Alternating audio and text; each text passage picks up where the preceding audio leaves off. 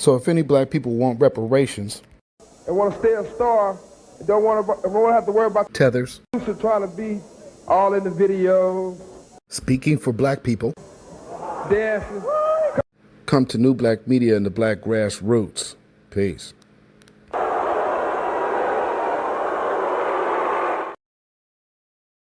Do better, America! It's really starting to feel like this country and its motto should be white is right. A white man gets shot in the fucking neck and he's all over CNN. A black man gets hung from a tree and you barely see anything about it. Don't try to tell me racism isn't still alive. An African-American police officer loses his life defending a federal building. Where's his fucking honor? Where's his medal? Where's his memorial? Why aren't you blasting him across all platforms and across the news stations like you've done for your white friend, Charlie Kirk? And don't tell me MAGA really cares about Charlie Kirk, because Donald Trump didn't seem to give two shits about him.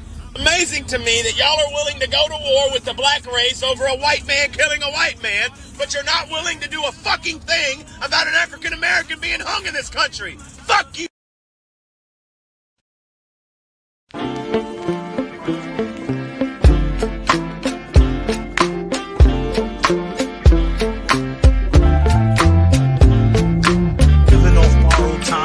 Tick faster, that'll be the hour they knock the slick blaster. Dick Bastardly, a Muttley with sick laughter. A gunfight and they come to cut the mix master. And living the true gods, giving y'all nothing but the lick like two broads. Got more lyrics than the church got ooh lords, and they hold the mic at your attention like two swords. Or you the one with two blades on it. Hey you, don't touch the mic like it's AIDS on it. All right. Welcome once again to the Independent Black Voice. I am your host, beatzillapdx official. Excuse my voice. It is a drastic weather changing going on around here, and the seasons, are getting to me. So, but we're here. I feel fine. I just sound a little shaky, to say the least. But we're here. We are here. And, like I said, contrary to how I sound, I'm fine. Hopefully everybody is well. Hopefully everybody is doing well. It has been a while since we have been live. Of course, y'all know, like I said, I've been busy, so I wasn't certain on how many lives I could get to, but this is one. So hopefully everybody is doing well. We are here. This is the beginning of October 2025. There's a lot going on, ain't it? We have sent out the summer with a bang, brought in the fall to bang. And here we are, going into the next political season, which obviously everybody is trying to figure out what to do. And this black vote is still right here. This black voting block and voter base that it has been is still here. And, there has to be some clear discussions of what's going to come this way. Because right now, we are in a situation where everybody gets to feel uncomfortable. And that's why I started with that video at the beginning. Most likely that video probably will get clipped because YouTube might make me clip it. But we started off loud and white. And as that man said, like I said, y'all excuse my voice. That man said it's not looking like America is was it white is right, is what he said it was looking like. America does have that history, that's for certain. But I think looking at the bigger picture, there's a lot going on. However, I clearly have still do with the black community. So a lot of the things that we are seeing out here, oddly enough, always seem to be looping right back to us. But as you guys are coming to this live, like and share this broadcast. Like and share this broadcast. Let people know we are live right now. Do that myself. I think we are also on. We should be live on Twitter as well. So there, and I hope. Hopefully, I'm sure people are like, oh, this is probably tape late now. We are actually here.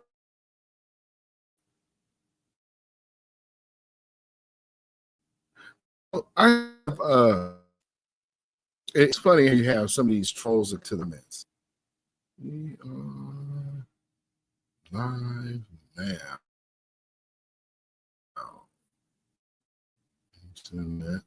So we have trolls that come to my comments.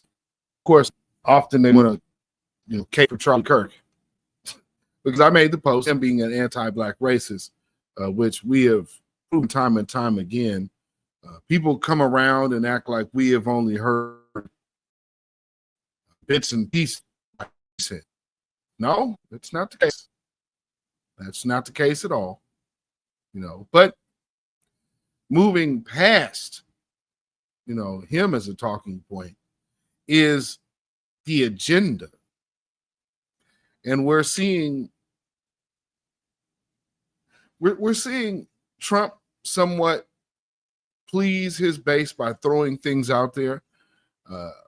I think with a bunch of legal scrutiny, a lot of these things are probably going to fall by the wayside at the end of the day. But it's drawing up enough, well, somewhat enough attention to draw people away from them Epstein files. So now we have so-called troops coming to my city, Portland.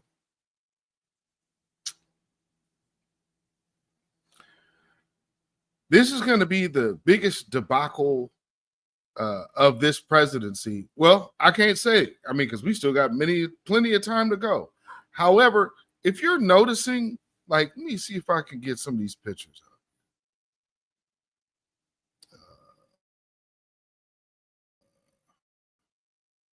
If you're noticing the imagery, download those pictures. Where are they? Hold on. I literally just downloaded those pictures. They just disappeared on me. Okay, hold on.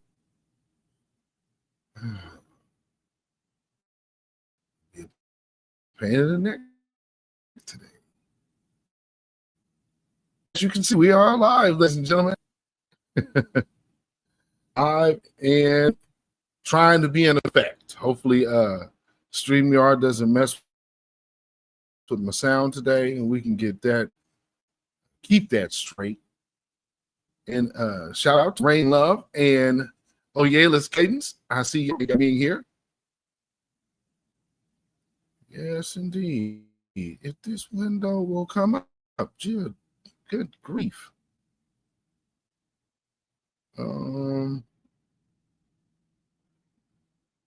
Why this all of a sudden doing this? Okay.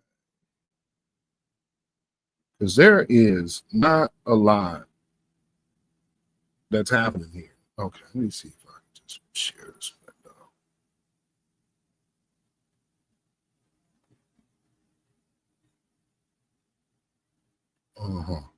Okay. Y'all see this?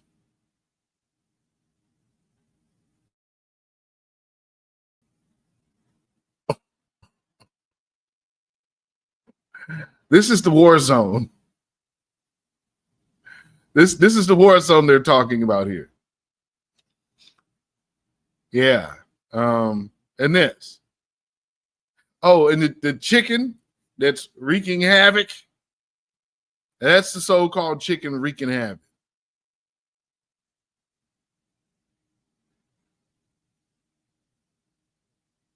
Doesn't look like a lot going on, does it? That's because it's not.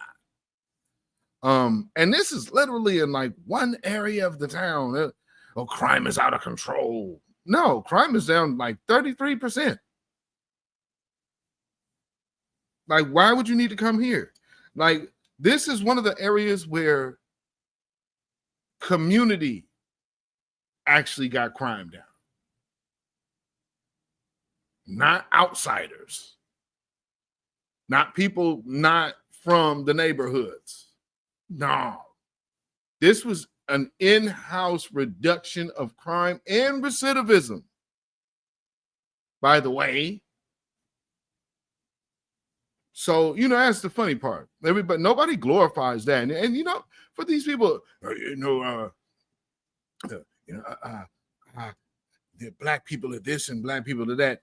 And then you try, like, there's this idiot in my numbers now trying to tell me about black, or in my comments rather, trying to tell me about the so-called statistics. Man, you getting your stats from the Klan. And then you want me to sit up here and validate some stereotypical number that actually isn't accurate because there's no context to it. But, you know, as in having my own experience with the justice system here, or injustice system, shall I say. Let me explain something. These prisons are filled up with white men. They are majority of the prisons across the United States. There is, like, you know, in some areas where you may go, like maybe Memphis, Alabama, and places like that, you may have over population of black folks. But generally speaking, in the prison system, it's filled. The highest number of incarcerated men are white men. But, you know, it's a convenient lie to repeat. Just like as, you know, black men, you know, all of these black people, man, they don't have their fathers. You understand? This is my generation of children, of fathers that you're talking about. We're the most involved. We are clearly the most involved. And the old stats are what they're holding on, hanging on to. And this is what it is. And black people only 13% of the population, but commit 100% of the crime. Yet we don't fill the prisons. And that's why they got the per capita conversation. Well, you're only 13%. Not legit. You understand? But we got that. And so now we just sit up here and we move past those lies because there's no need to acknowledge things that have already been debunked. And it's funny because these people really perceive that they deserve our attention. I don't know why. Everything and every movement and every progress that black people have achieved in America has not been popular. So now here we are again with our demands, and it's unpopular. It's not going away, and nor are we. And we still are a voting bloc one way or another. And as we get younger, my generation becomes the elders. See, there's been a pendulum switch, sway that everybody can't seem to grasp. We raise our children. And that's why there's a generation of 20 somethings and 30 somethings now with some sense. Yes, we have those out here without some. And that's what's getting pushed. Why? Because they don't want us out here exemplifying common sense and decency. No. So, but we don't control mainstream legacy media. We don't have a hand in that at all, especially black men. Black men, definitely straight black men, family black men do not have any home or representation in mainstream legacy media. Where would that be?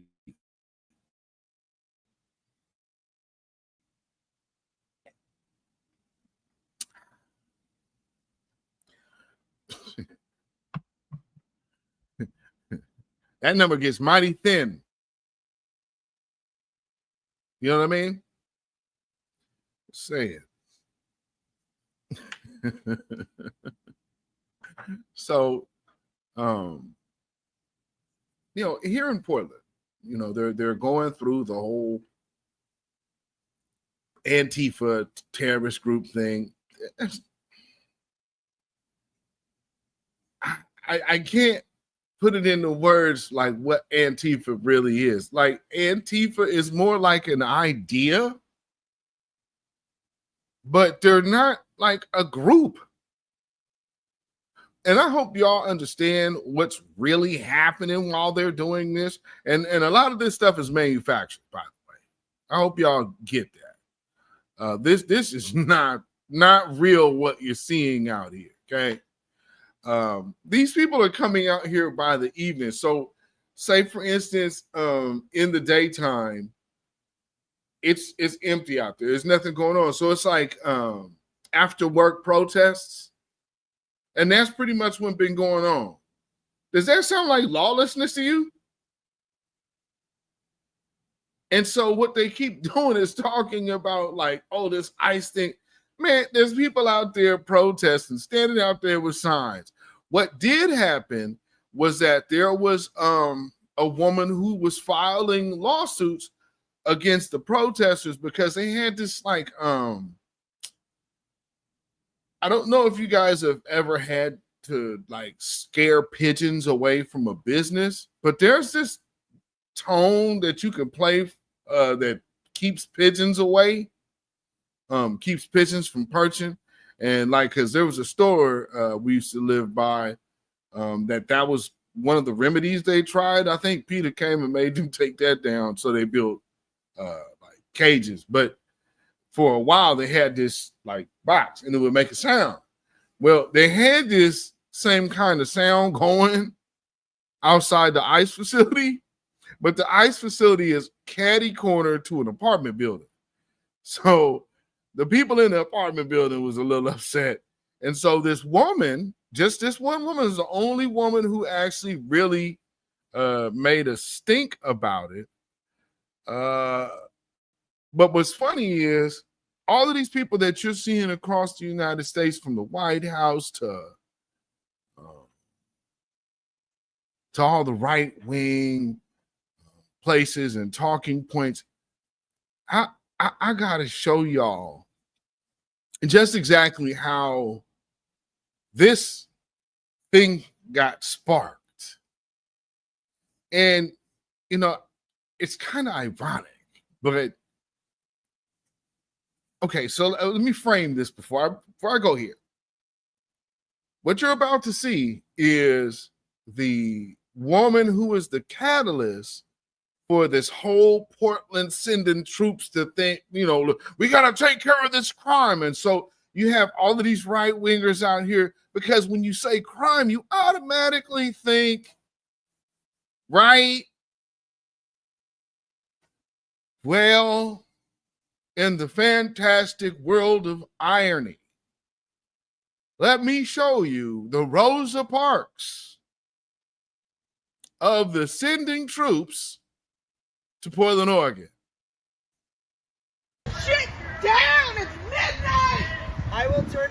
I would love to. You just have to ask me, and I'm being nice even though you're screaming at me. Fuck you! Okay. I'm coming back Love every you too, night. baby. I'm You have a destroying. Oh, wait a minute. Let me get over here. There she is. Okay. So, let me get, here we go. Down. It's midnight. I will turn it down. I would love to. You just have to ask me, and I'm being nice even though you're screaming at me. Fuck you! Okay. I'm coming back Love every you too, night. baby. I'm You have a destroying good and night. wrecking your shit. Turn it down. We the people need sleep. I've been out here Motherfuckers. 2 days straight You're worse protecting than your dogs, baby. Listen, what the fuck is this? You heard what I said, bitch. Talking to us calmly would be a hell of a Go lot better fuck than yourself. go fuck yourself. Decolonize your fucking ass, bitch. Go fuck yourself, bro. I don't give a fuck. Stick that cane up your ass. Make it. Come on, I'm ready to go.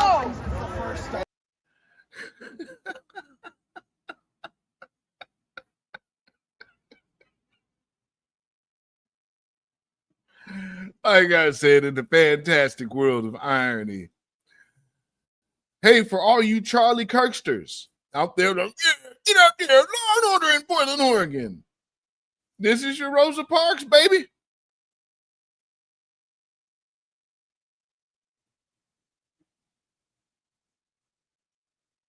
A black woman stood on a cane.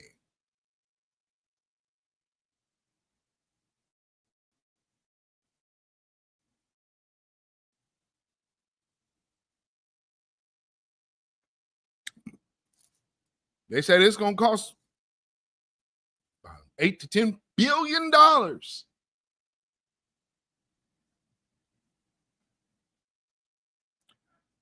At the end of the day, it was the black woman that made you move.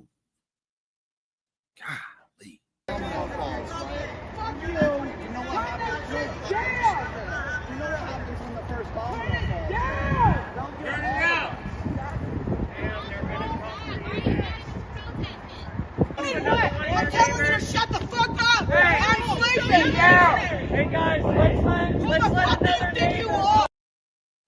So all you Turning Point people, make sure you shoot her a cash app.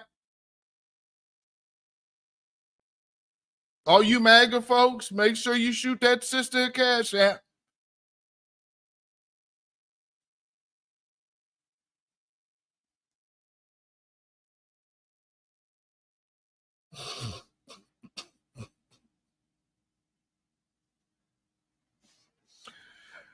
Oh, Lord. Just when you thought you had another opportunity to be racist. Mm, mm, mm.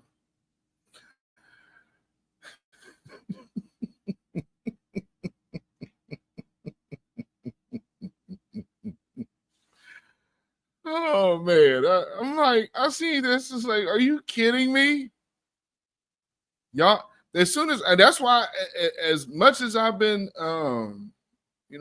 we've been hearing about, like, this is what's they're gonna send these people to Portland, and the troops aren't here yet either. I don't know why I keep freezing. What the hell is going on? Why do I keep freezing? That's weird. All right, hopefully I'm here. Yeah, we'll get that out of here. So maybe if I stop sharing. Okay. Hopefully I'm here real time. But anyway, I got more to play from down here. But there was also something said from the White House, and this is something that's killing me about all of this. Why is the president and why is White House staff getting their information from Twitter, aka X? Well, this is the videos that we've seen on X. You mean to tell me the in-depth of White House briefing is social media?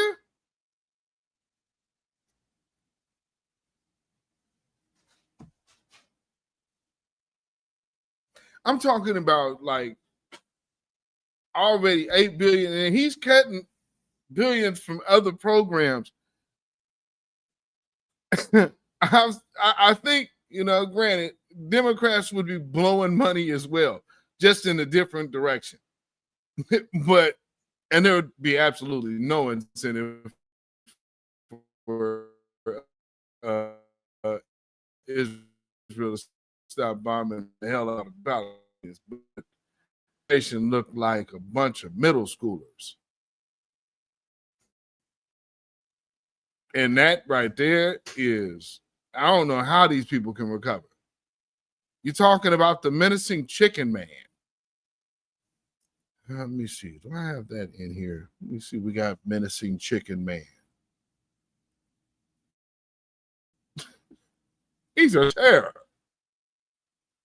The man in the chicken suit? I mean, what are we talking about here? This man's in a chicken suit.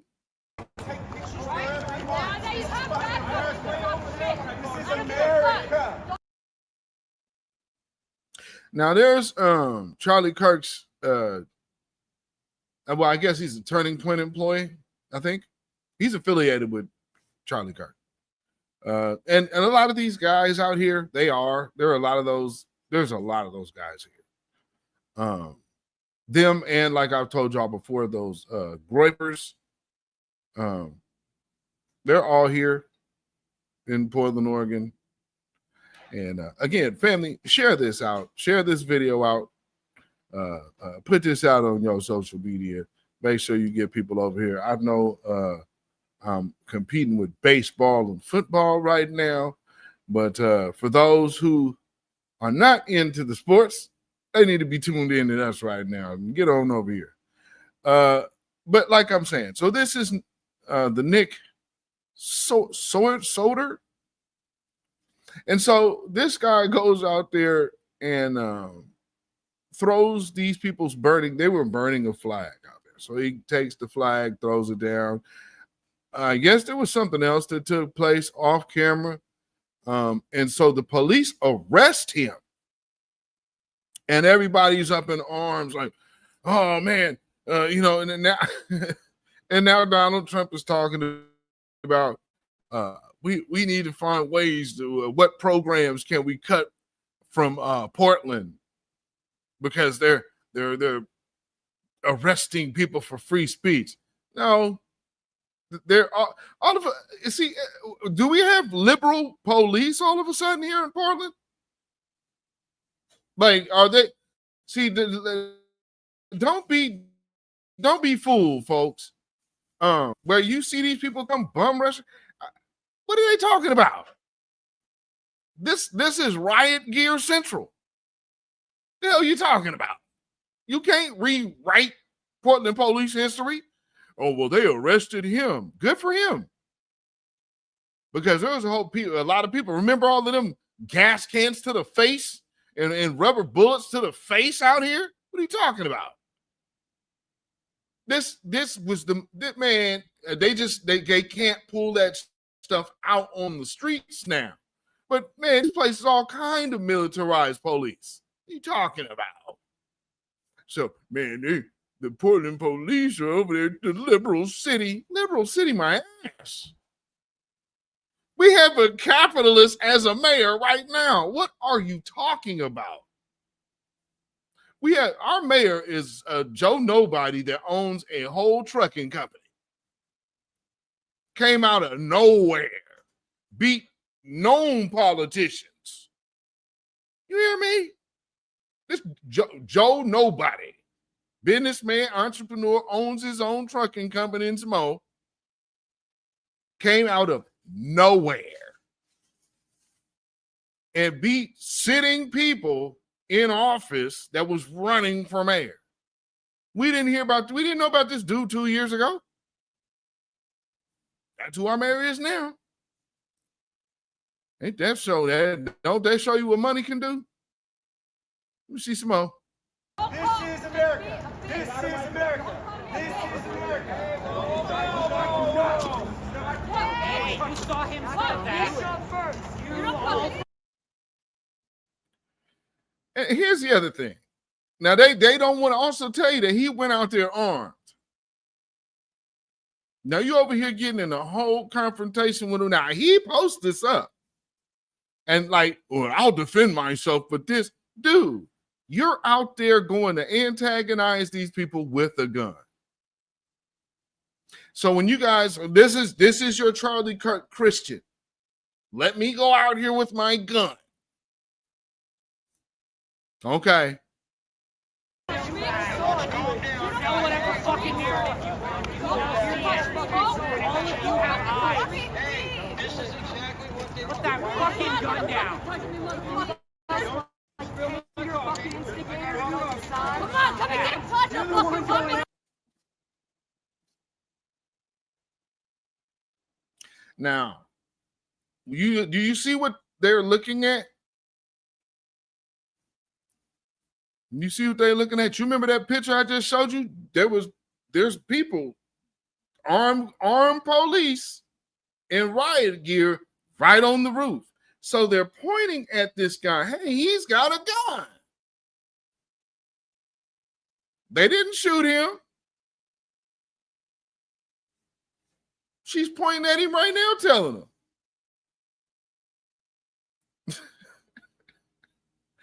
But the White House gonna get out there and say, yeah. So he's trying to spin it. Well, yeah, anytime, I feel threatened, I gotta defend myself.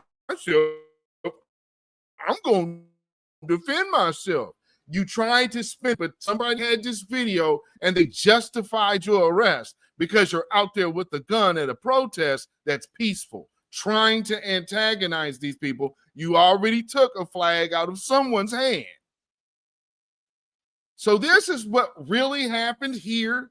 But again, I just want to show you the honesty of these Kirksters.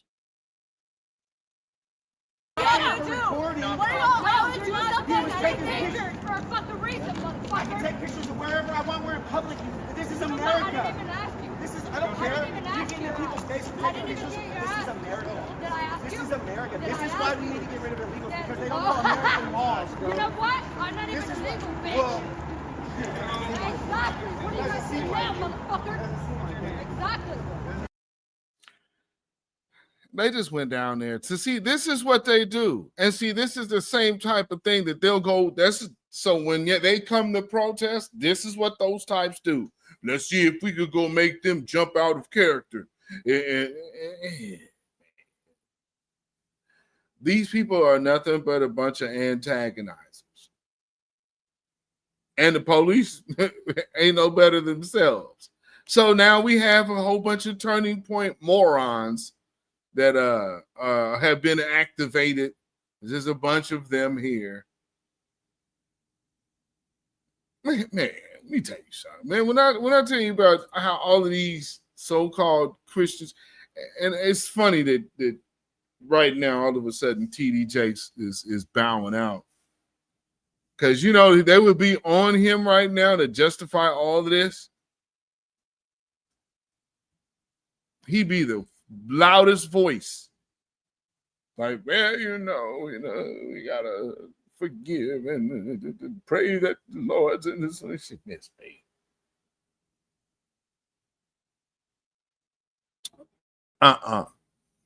No, sorry, Bob. So that's what's going on. These people. Oh no, get out of here. These, because they'll fool you. They'll have you fool. Like I said, you just saw the chicken man in the suit. That ain't really going on. Here's another. Yeah, let me get this one in here. You got.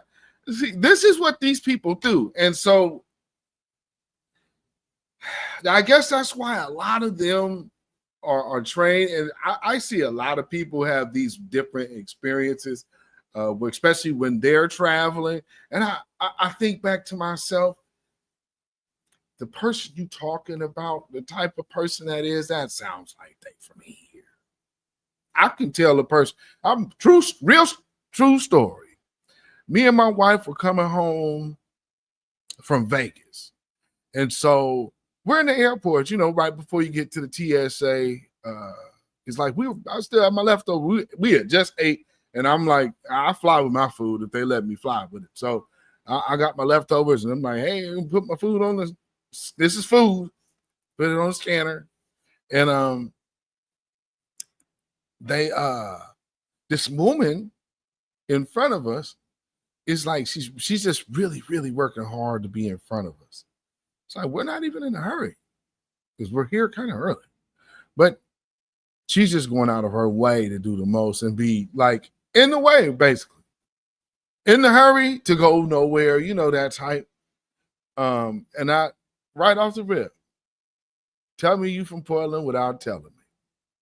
I know where you going. Because there's nobody else in this airport acting like this. This was important for you to come all the way over here where we at, just to be in front of us. Oh, I know where you going. So when we got to the gate, about 2 hours or an hour or so later,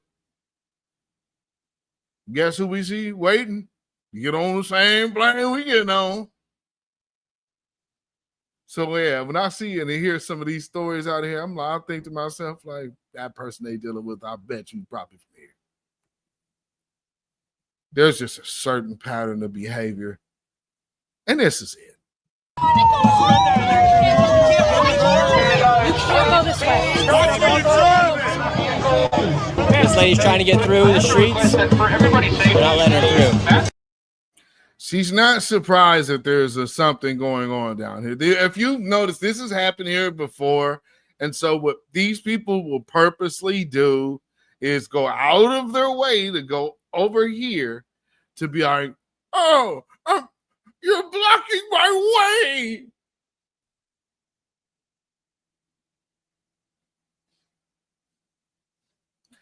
Everybody knows where if you're in that area, you know exactly where that ICE facility is. And then to say, oh, well, we know, even like people that have worked downtown, you'll be informed that there might be a protest. So they're going to let you know, yeah, you might want to get out of there.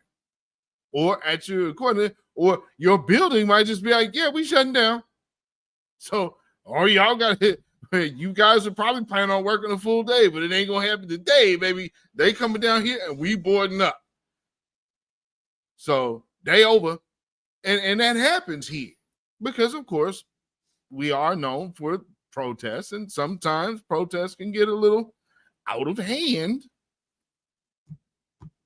So it's no way that everybody in this neighborhood, especially the businesses, didn't know that there's protests over here. Matter of fact, if you're coming over here at this point, you automatically know you might want to avoid this area. Why? Because there might be protests going on, especially if you wait till the weekend. Because everybody knows that this protest is a nightly thing. So what do? We wait till the weekend, of course, when we know that they're going to be long timing it out here, and they're going to be out there all day. So let's get out there in our car and go say, hey, you're impeding my progress. Let's put the cameras on me and see if we can't get it on the news and get a check. Everybody's out for clout. They're not letting her through. Tesla privilege right there, baby.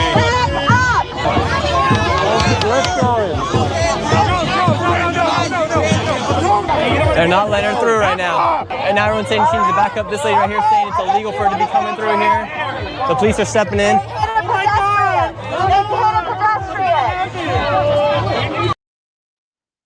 Now the police finna make a move. So what do you think when they see this? Oh my God! Oh, the liberal cops! Oh man! Oh, Portland's cops are so liberal. Man, are you going? If there was a block party and the street was blocked off, you still gonna try to go down it? But because this is a protest and you like, see, this is the cowardly thing that some of these people do. They think they're making a statement and then it goes way wrong. And then they be, oh, I'm a victim. Let me tell you something. You think this woman didn't leave her house to do this? She didn't drive around here by mistake. She's full of shit. No, this is what happens with, let me tell you something, man. I mean, this is the type of thing you'll see here. This is absolutely like, oh, shoot. It reminds me of, for those of you who are familiar with this particular channel, I've told this story before. 4th of July. It's about, shit. Is that 2000? Or is that 20? Was that 2020? 2020, 21? Something like that. I think it was during the pandemic. And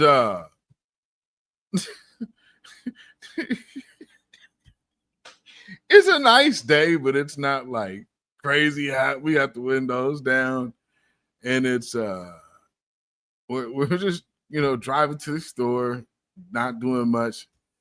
And this woman and her husband, older white lady, and her husband are standing out on the sidewalk with their American flags.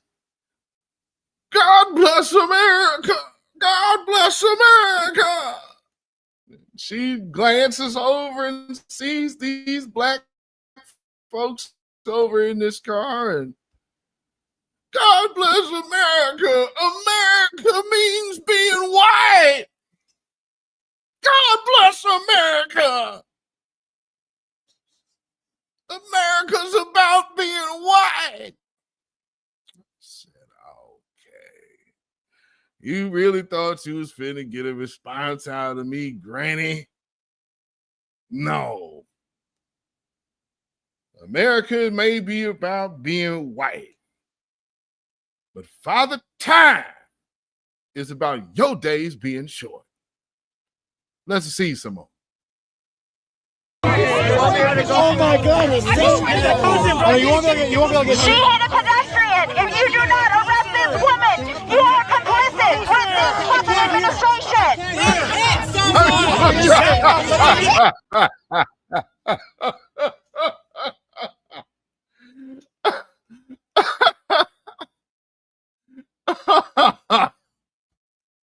Let me remind you of something, folks.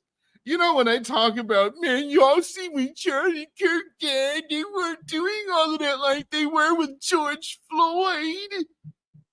These are the same people, you understand, right? So who wasn't doing what? Your cousins wasn't doing what? What are we talking about here? Same people. But see, because it's not black people involved, you can't blame black people. So they don't know what to do. Notice how everybody's like, everybody can have a conversation. She scaring me. She hit a pedestrian. back up, okay? Are you going to arrest her, or are you going to continue? We can't hear anything. She's yelling right. She's yelling right in his ear with his megaphone. You need to arrest this woman. He can't hear a thing, and you're making him deaf. Good Lord, lady. But did you peep the woman? You're making me scared. And now she's crying. She's doing her crime routine. Here, let me rewind that a bit. So pay attention to this woman in this car. And she over here trying to like, oh, you're making me scared. She just turns it on that quick. You won't be able to get. She hit a pedestrian. If you do not arrest this woman, you are complicit with this fucking administration. She's scaring me. She hit a pedestrian. Back up, okay? Are you going to arrest her, or are you going to continue? We can't hear anything. With this bullshit This administration. is wild right now. You have the police going. You have these guys mad at me for filming this. This lady's crying. I can't hear anything. That's is classic. And so this is just the type of behavior. That's the bulk of that. But yeah. It's nothing crazy happening out here, folks. And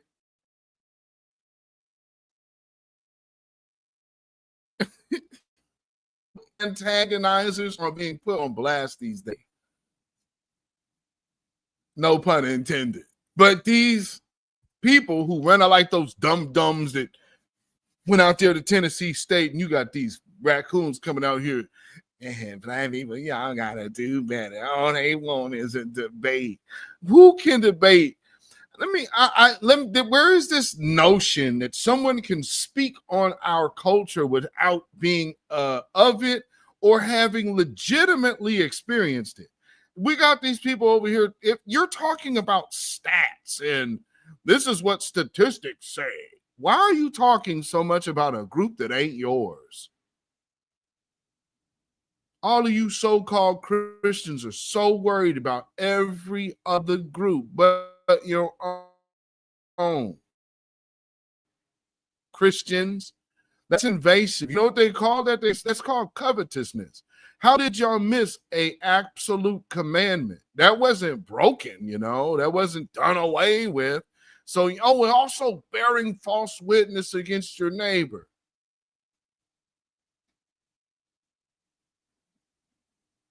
Well, we won't see many of them touch on that one much.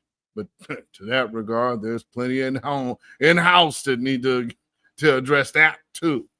But just to give you a different look, there was a video posted on X that gives a kind of a different look or perspective of Portland. Morning, just a few days after the governor and our senator was here in Portland stating everything is fine. We are not a hellhole. We are not a war zone. So I'm going to walk through Portland and just see if that's the case. Behind me is a homeless woman injecting heroin into her foot. Knotted out in front of a business.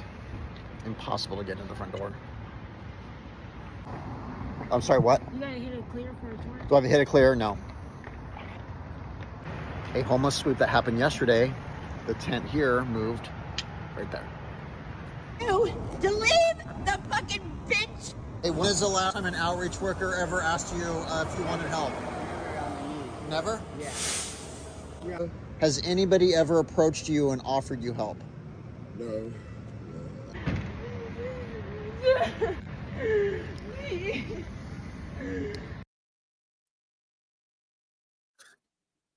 I just want to point something out.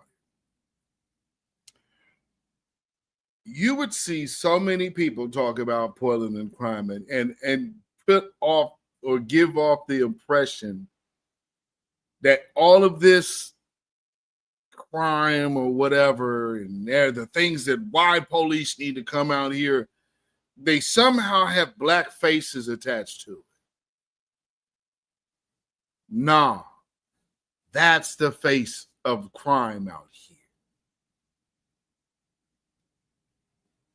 So I'm looking at 8 billion, upwards of $10 billion being spent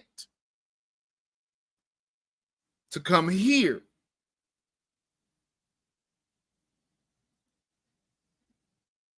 To combat crime and lawlessness. So meaning you need to lock up a lot of white people.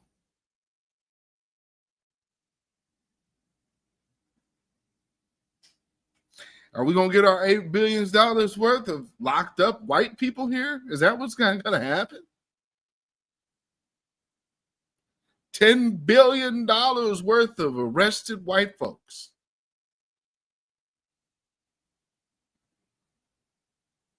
Thought you guys were celebrating the genes.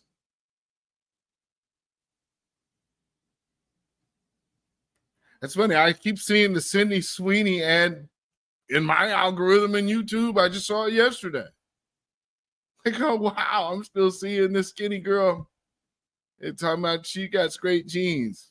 I guess.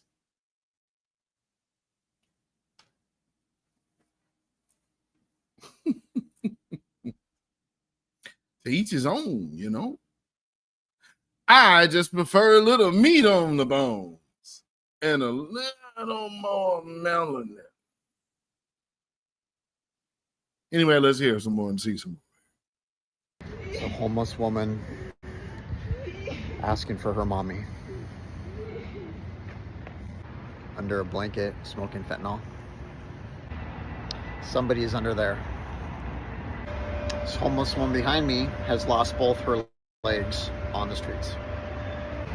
It's face down on the cement.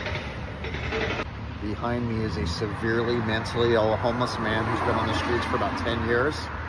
Cannot take care of himself. He absolutely needs to be committed, but he's not. This is a homeless man on meth yelling at the construction workers. Very symptomatic, chemically induced psychosis.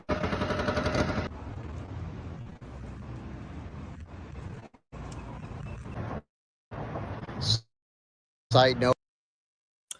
And so like I'm showing y'all this to let y'all know. Like y'all might see some other stuff on X, you know, and they try to give a phony story about what's going on here. Let me tell you something, man.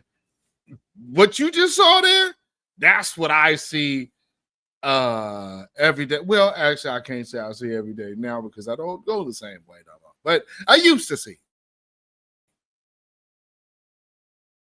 that every day,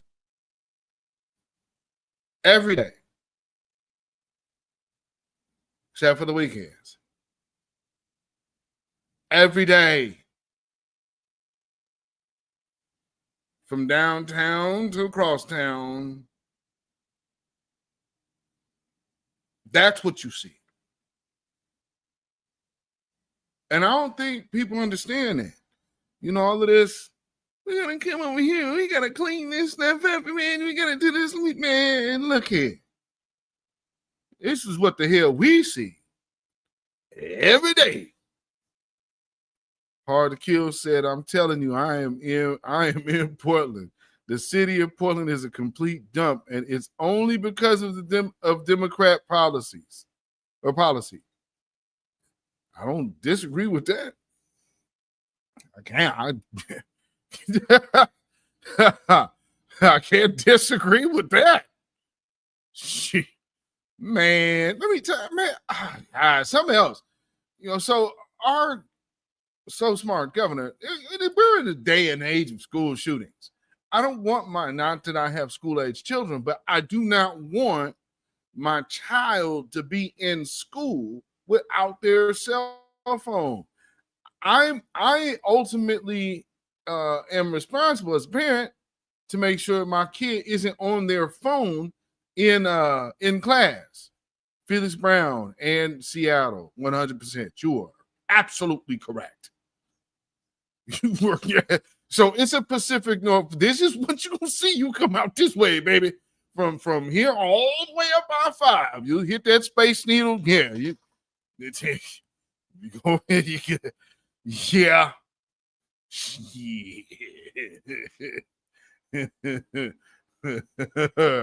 Man. Yeah. That's what I'm like. You spending $8 billion to $10 billion to that. What a waste of money. You could come out here on some but I guess the whole thing, that would be helpful to come out here and really we're gonna initiate programs to enhance lives. But this right here is just for show. And that's a waste of money, and it's not helpful to anything. It's just a waste of money. Oh, now going back to that, Hard to Kill. Thank you. Gay women took control, and they are using the guise of empathy and compassion to erode our society. The reasoning is not entirely clear, but I have to believe it has to do with them taking money. Well, if you followed Portland Public School, the Pink Building, I think that should be clear. Just take a stroll over there and just take a glance at the parking lot, and it'll be very clear to see where the money going. Tell you, man, I went over there. I said, you got a brand new Corvette. When school administrators are driving Maybachs, something's freaking wrong, man. I should not see brand new Range Rovers with the stickers on it. I'll never forget that. So I tell anybody, you want to see where that money going, you drive over there by that pink building. And if they can ever convince you to spend money with them again, let me know how they did it. Yeah, just take a trip over there to that pink building. You want to see money. Boy, them administrators over there are balling. You hear me? Balling. You got a, man, I'm talking about a brand new Corvette, the fancy one. You're over here driving Porsches and Cayennes. Insane. What the hell is going on in Portland? Corruption as usual. But you know, because it's so Democrat, it's gone unnoticed. But going back to the school story, our governor, Kate, to say Kate Brown, that's our last governor. Our governor, Tina Kotek, she made an executive order to take the kids' cell phones out of their possession, so you can send your kid to school. So if there's something going on in that school, there's some pows going on. Your kid can't tell you what's happening and check in or nothing because it's still locked up where it's going to be. And so when you have to go huddle up in a room or hide or this, or even maybe make the phone call to the police, you can't. Because Kotek, open lesbian, who has no children, made an executive order on our children. That makes sense, right? I got no children, so let me step in here over your parents. Don't worry about this. I got it. Come on, man.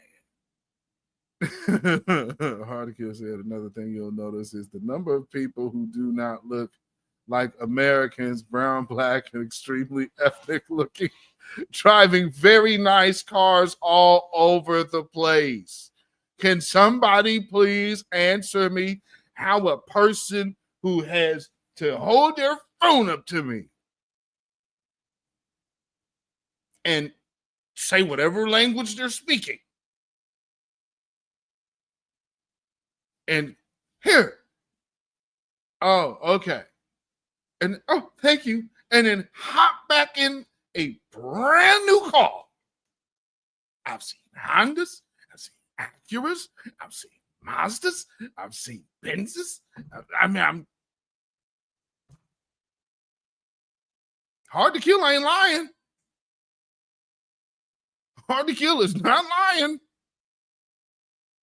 Man, I'm telling you, if you could understand, and there was a whole to do about a lot of these people getting evicted because they had put these people up in this like whole complex. We never knew. We didn't know until the state said or the city said they were getting short on money. We never even knew we were paying for this. This is the type of stuff that's been going on out here. And so I always tell y'all, like, pay attention to what's happening out here, man. Oh, yeah. Yeah.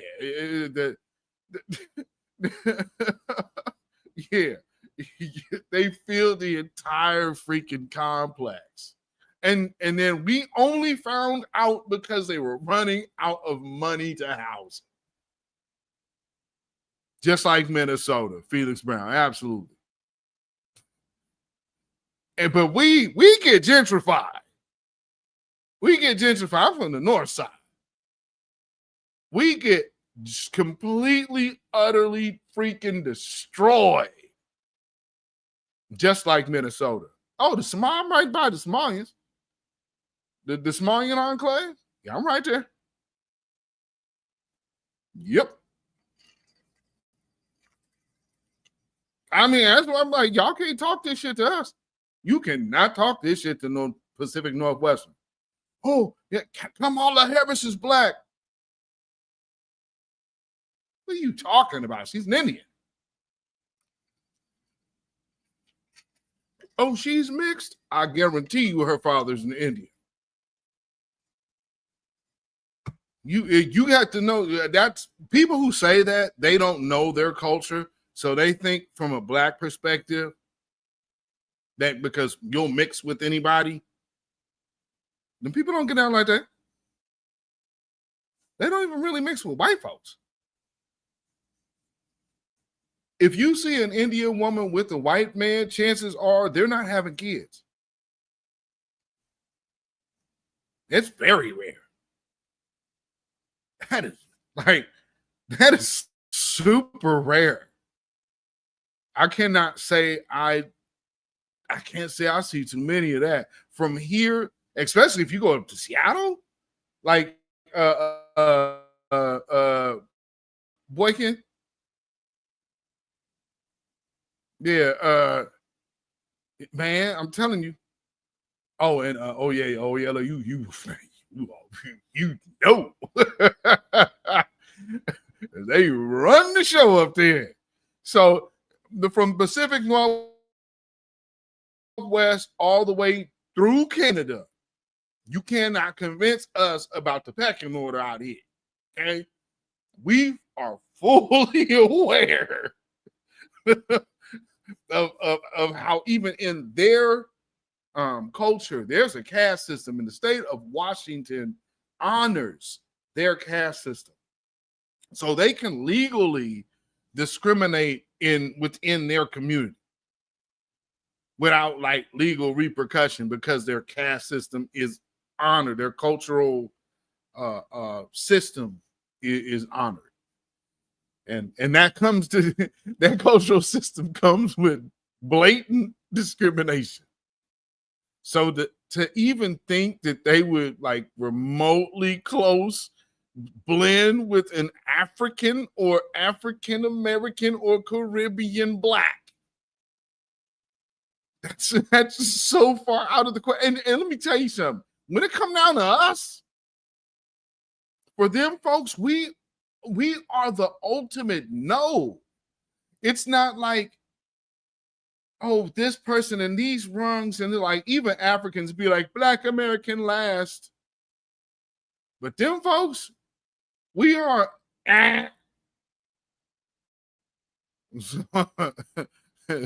if y'all ever went to school and wonder why they didn't really like the girls wasn't really being too friendly, they not gonna be like long-term friendly with you. Not like that. Nah, and that's okay because that's their cultural thing, and that's a way that they also preserve their community. Which so I'm not mad at that. I'm not mad at that at all, to be honest. You know, I wish more of us did that, but you know, at least I wish more of us understood the importance of it. You know what I mean? That I think we would greatly benefit from just passing down the importance, even if your children don't make that choice. Understanding the importance of that lineage remaining itself, you know, is important. Article said, here's what happened. California ruined Cali, then escaped to Oregon and voted for the same policies. And then they started spreading to the cities like Bend and Boise. Now look at those two cities. Oh, by the way, thanks, Spandex Mafia. You came and just totally effed up our streets and bounced. These asses, they came here and cried and whined about all of these bicycles and there's too much traffic. It rains here, damn it. But they came here in the spring, so their mind tells them, I'm going to ride my bike every day. You know that fad done faded in the wind. And I'll tell you, once the pandemic came, oh my goodness, man, we got these big for nothing green lanes that just take up a whole entire lane. Old school Oregonians are adventurers and loggers. We used to be the wild, wild west. Absolutely. Absolutely. Bend and Boise. Have I been into Bend? I don't think I've never been to Bend. But, so, as I said, the Spandex Mafia folks, they basically lit our city up, and we got a bunch of unnecessary stuff here because of these, I guess you will say, gentrifiers, or the people to whom we're participating in the beneficiaries of our gentrification.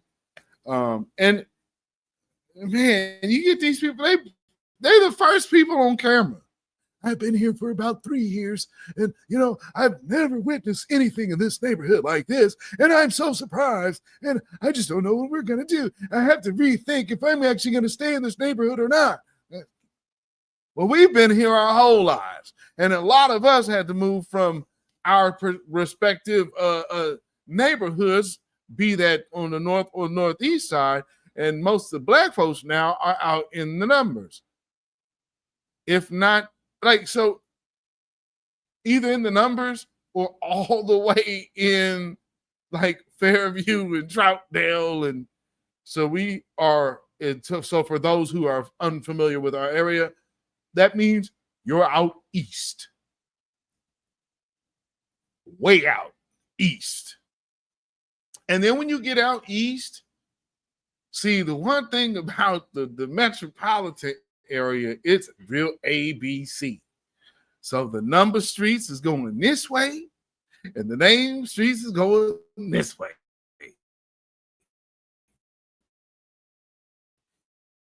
And so you already have a bearing on where you are. You run into some there's some there's spots that there are basically police dead ends for you.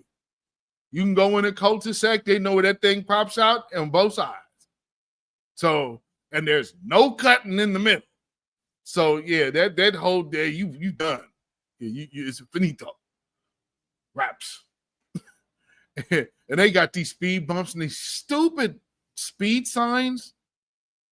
You're going too fast. Now it's not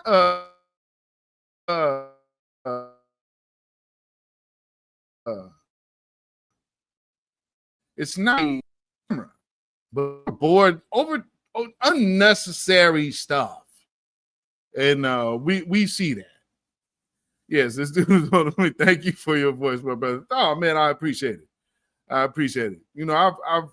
I'm from here, man. When I've watched a lot. I watched Jefferson continuously still get ignored while we're putting money and was that joint over there off of Killingsworth giving $36,000 for down payments, and then Kamala Harris had the nerve to say we're going to offer tax write-offs for what, $25,000 for down payments, but that means you have to have $25,000. This Hacienda program is $36,000. They are giving you your down payment.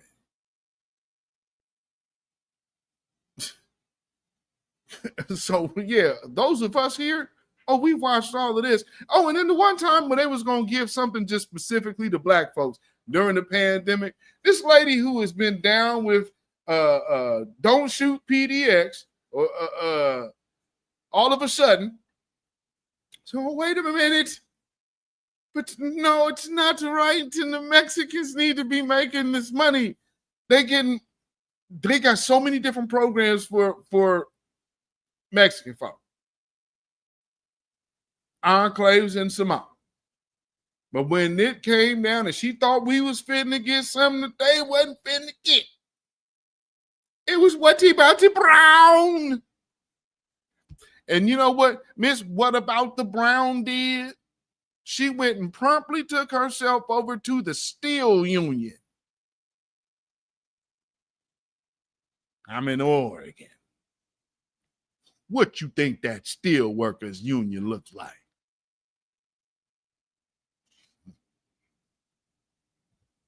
Charlie Kirk was God. That's kind of the crowd. Just kind of let you know.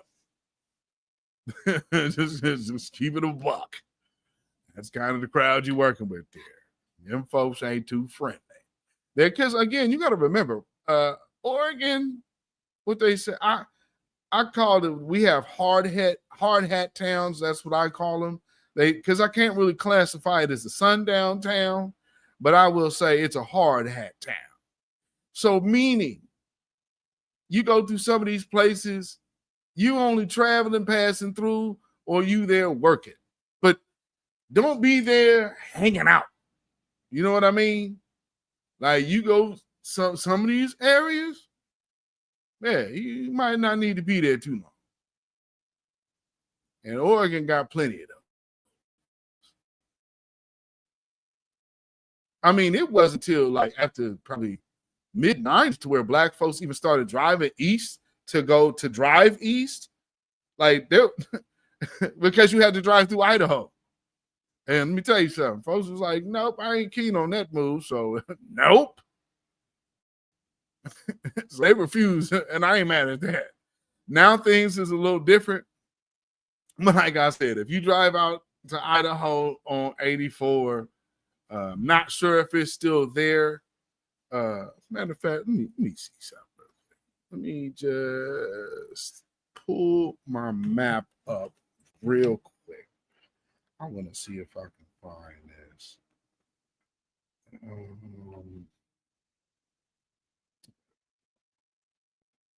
Let me see if this still exists.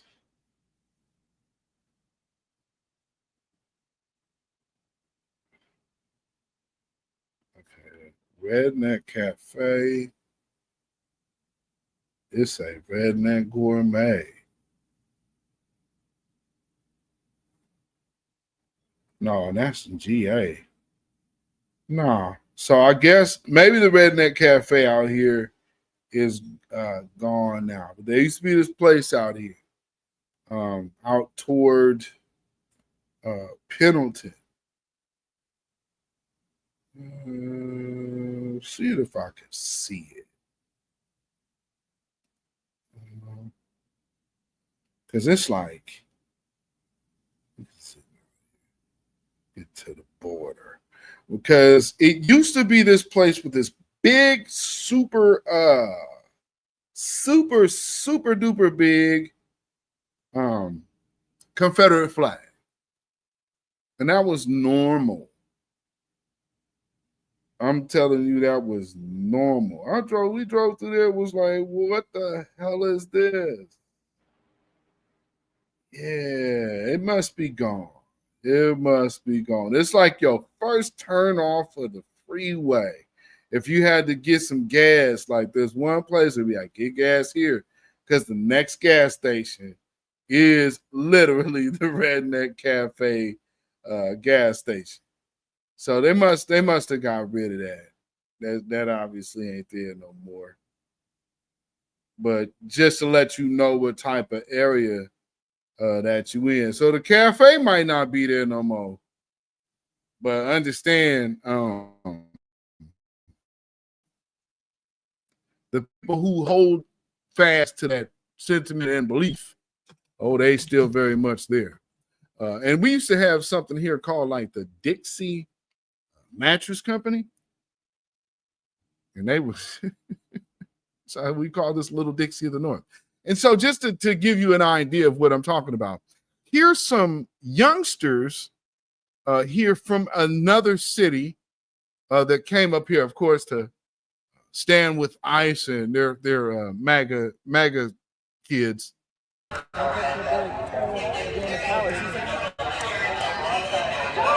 Oh, that's a video. Where are you guys from? Okay. Come down here and support the troops. Yeah. I love it. I love it. Yeah, man. I love it. Get back and forth. Are you guys in high school? Yeah. I love it, dude. Love it. Yes, sir. Yes, sir. Yes, Love it, sir. dude. Let's go. Let's go. Let's go, baby. I love it. They're in high school. And this is what they want. They want the... Y'all remember out there almost in Baker City? Yes. Hard to kill. Yep. Yes, indeed. Big, gigantic Confederate flag. And so Oregon has all types of these areas. If you ever go to a gun show here, which of course I haven't been to a gun show in many of years, but if you go to a gun show here, what you will see is a lot of these militia people coming in with their pickup trucks and their gun racks. These aren't the people that you normally see all the time. But if you go to the gun shows, you will see more concentrated groups of these people. And it'll just kind of put you in an understanding of, okay, there are certain groups out here that those people are about what they're talking about. And then you see the other people who are like the internet trolls. You know what I'm saying? I one of the things that you will get an education out here about. That's why I call this place the University of White Supremacy. I think living here will give you the best education you will ever need. And, you know, you could go to, there's so many different lessons in this place. I mean, there's something that other people say that what they say, you come here to visit, you end up a resident because they like locking up outsiders. So that's the saying. So some people ended up here because they can't leave the state. Judah Israel, what's going on, sis? Good to see you. Black First, thank you for being here as always and being my long-standing moderator. Thank you. So, you know, let me see. We've kind of touched on Portland. I think we touched on Portland enough. But staying with the theme,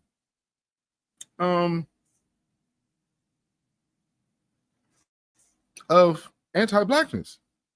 We're going to go to this particular story. You get these videos in here. With the University of White Supremacy. If you live here long enough, you can, you know, from man, what's the skinhead? Well, number one, the skinheads were out here. You do realize that Oregon is the home of the rebirth of the Klan. And you get all kinds of supremacy out here. You learn about liberal supremacy and you learn about right-wing supremacy. So, and also not to mention the effects of other groups from that same supremacy. So you get a lot of, I think, the best of every avenue of information to see what you could experience when dealing with white supremacy. Let me see. I don't have that here. Okay, so let me get, I thought I did. Let me see if this is it.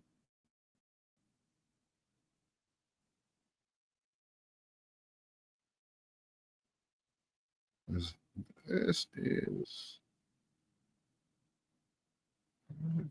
should have been in here. No, that's not what I want. So bear with me 1 second while I. Okay, well, I get these dialed up here.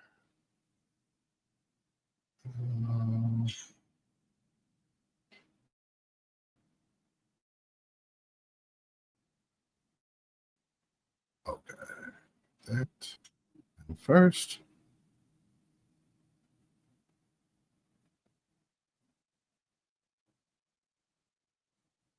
You don't think you see much supremacy out here, white, black, or otherwise?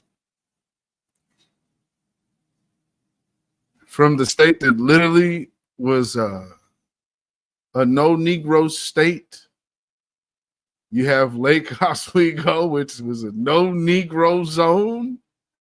You have Vanport that was washed away long before Katrina. I guess you're not looking too hard. So, in the midst of stories that you need to understand that are out here, in the midst of the conversations of white supremacy, here's an action of subtle white supremacy that in this case didn't end up being so subtle. You're sick. Can we sing happy birthday to you? All right, here we go. Happy birthday to you. Happy birthday to you. Happy birthday, dear legend. Happy birthday to you. Would you like the funny song now that I sing to you? Okay, it goes like this. Happy birthday to you. You live in the zoo. You look like a monkey. And you smell like 1, 2. Woo! Happy birthday, legend. You look like a monkey and you smell like 1, 2.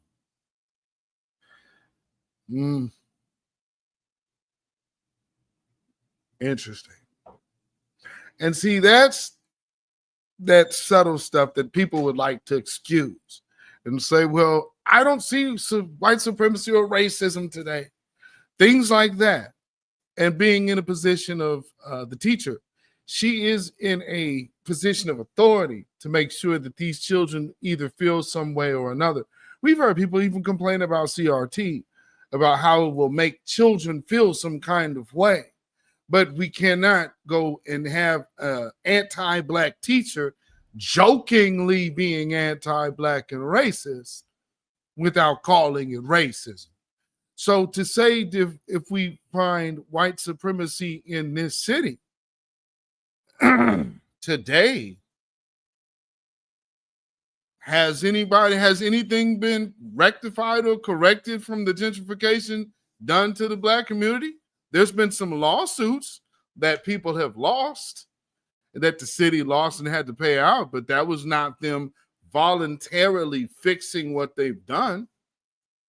So yeah, that would be one right there. See, when you actually create the problem and don't fix it, that's active white supremacy. I don't think a lot of people understand that because they don't like being accountable for their actions. So when you do, because this is planned, and I used to work for the Schlesingers, and they sit on the commission. I've watched all these people come straight in to these offices and meetings. I've seen it. So yeah, I used to work for the people who facilitated the meetings. I've been in other meetings for cities when they were trying to put toll booths in our hood in the north, so it would only stress Black commuters. That's why we had it moved down to Wilsonville. So again, yeah, I would have to absolutely say I see it. And these are meetings that I've personally been part of.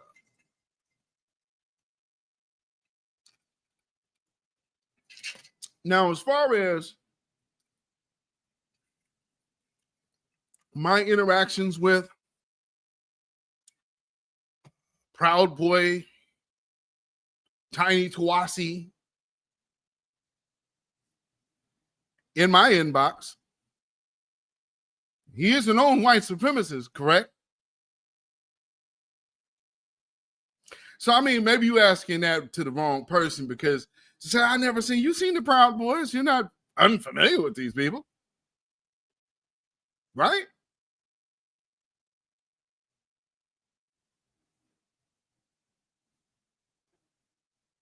That is who they are.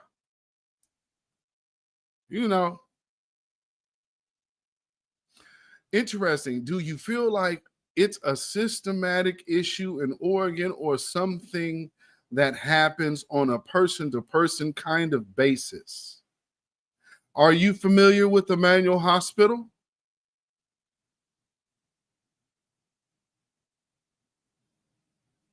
Are you familiar with where the Memorial Coliseum is?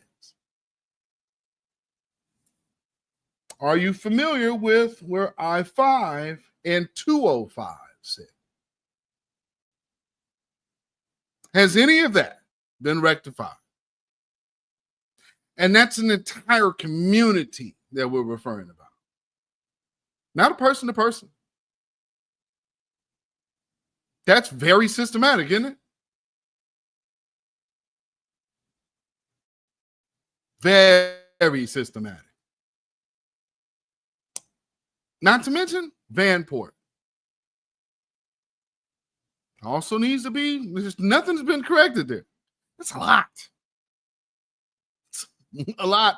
For us to be paying for illegals to be asking anything from the Black community is amazing. But so, yes, we absolutely have seen our neighborhood targeted and dismantled systematically by legislation, by these so-called liberal Democrats. And so this is the side of white supremacy that the Black voter doesn't get to see because they believe Democrats are non-white supremacists. And that's just simply not true. When my mother was part of Radical Women and she was down with Adrian, and this is how the United States actually got gay marriage enacted. Oh, also, they're also part of the immigrants' rights movement as well. So getting these illegals benefits, yeah. This is the Radical Party, which is just a radical arm of the Democrat Party. But let me explain something. They are still anti-Black empowerment. So again, to answer that question about systematic white supremacy, there again, it reveals itself. Because at the time when they could have been also talking about police violence against our community, they were ignoring it to go push the agenda of illegals. This is back in the 90s. Also, they were pushing gay marriage back then, having think tank meetings on how to get these things implemented in pockets all over the country. But still, while also having the notion and the mission to not address Black issues while having Black faces address their issues while making sure they were instructed to never address Black issues. That again is systematic white supremacy, now using Black faces. But nonetheless, it's still white supremacy. See, that's how the depth of it works. So now doubling back to your initial question, when you asked me if I really think this place is the university of white supremacy, did I just break this down on an elementary level or on a scholarly level?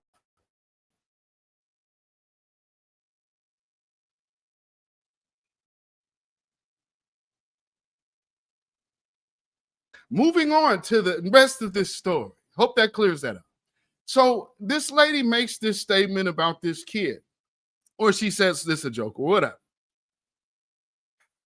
Well, luckily this woman, this kid's mother did not respond that way. And I'm glad she didn't do the, well, we gonna forgive her thing. And she actually came with some smoke. And so this is the response for the mother, because this actually did become a story, because that woman was absolutely foul and wrong for what she did. Let's see this. That's unacceptable. And I don't think nothing's funny about it.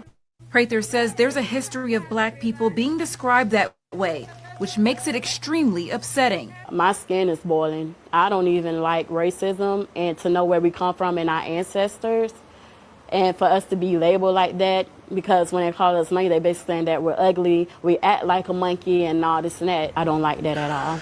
Polk County Public Schools district staff and the HR department are reviewing this. I followed up with additional questions like is this the first time this teacher saw students? And I also asked, while this is being reviewed, will the teacher still be in the classrooms? I've not heard back yet. I don't play games about my child. In a letter to the school board, Prather asked for an apology, Good for her, immediate disciplinary action, and counseling for her son. After receiving no response, she decided to show up in person. It's just Hold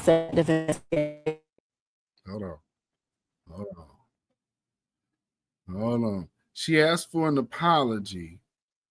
See, that's another thing. When in often cases, when you have, especially these supremacists, believe, because you can kind of bank on the ego of supremacists.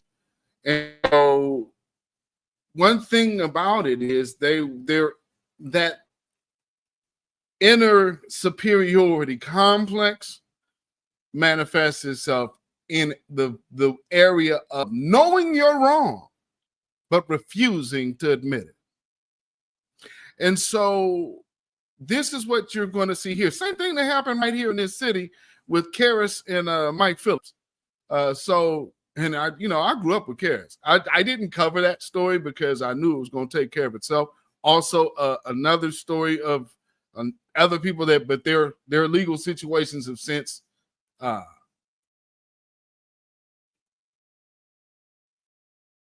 taken care of. Let's see if anybody wants to come up here and talk about it after the fact, we can do that if they want to. But there's been some lawsuits here for discrimination, and every last one of these groups doubled down on the discrimination. So, prime example, in Mike Phillips and Karis' situation, their son, this principal, after their kid been called the N-word, the school calls the police on them.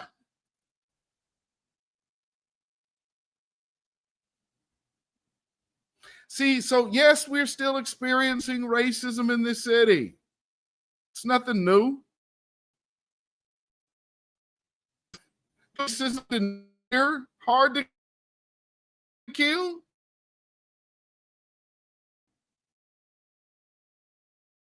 Is that what you are? Because being counseling for her son. After receiving no response, she decided to show up in person. That is just saying active investigation. They can't answer no questions or anything like that. Angelicia Bruton, 10 Tampa Bay. Prather says her son was moved to a different classroom after the incident, but he hasn't returned to school since. She now plans to transfer him to another school.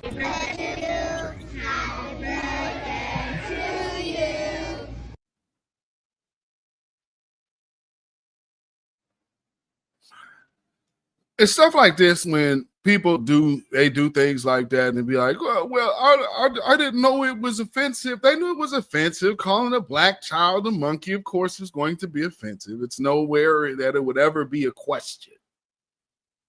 But it's one of them things that, see, with supremacy, the religion of supremacy comes deception. I mean, hard to kill. Do you know stolen land you stay on? What stolen land this is? Because it is stolen land. There's a bunch of so-called Christians who run around here who call America theirs, while on land that they coveted. And then there's the people out here who say there were no dark-skinned Indians. There were no dark-skinned natives. There absolutely were. And then you got the Africans saying that, oh no, well, there were copper. Stop it. Copper means this, baby.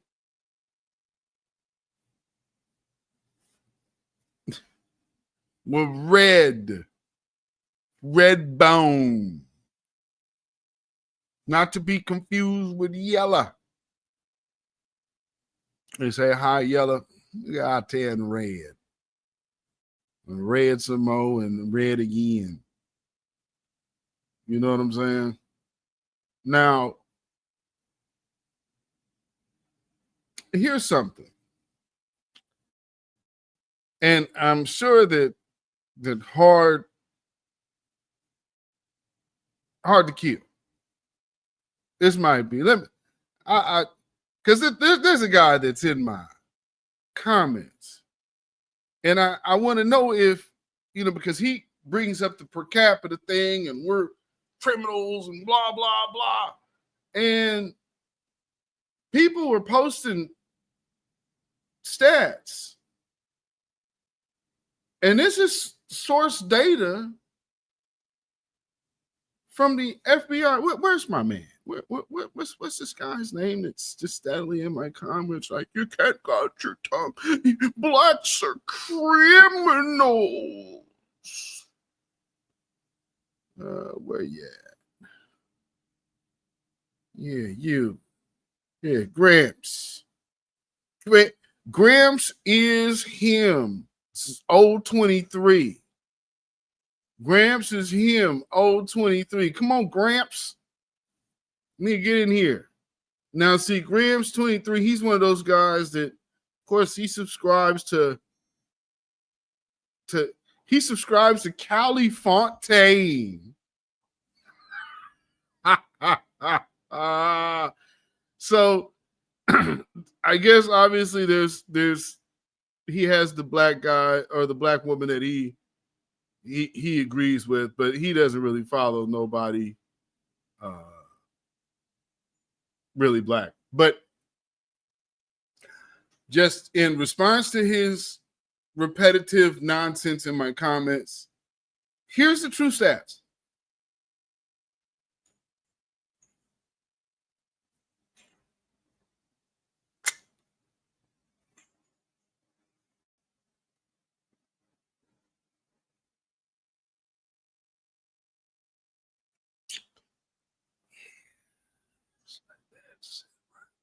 Spirit there, buddy. You see, Gramps, this was your people. See, and if you didn't, what was cite your source? The link is on the bottom. So go ahead and copy it and put it in your browser and get the data for yourself. Because I'm going to cite this source and my stats aren't real. You need to cope. Ouch. When truth calls your name, it's on its lips. Liar, I know you wish you were here. Hard to kill. What'd you say? What do you feel is an appropriate resolution to the issue you are referring to as racist at the systemic level and the individual instances?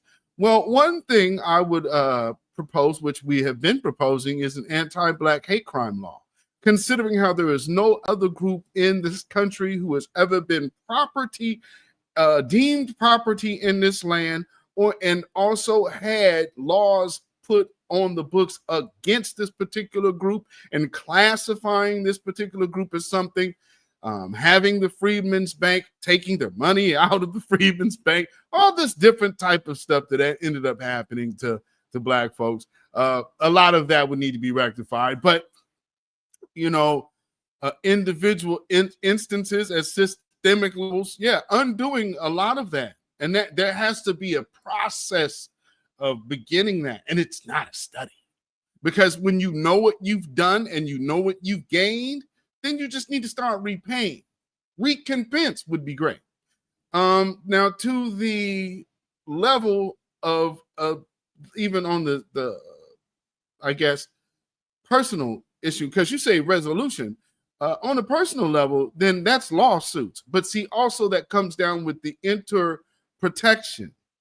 Because before people start hollering anti-Semitism in this country, they need to be hollering anti-blackness. So that needs to be the forefront, because anti-Semitism, we're not in Nazi Germany. And we're not their enemies over there neither.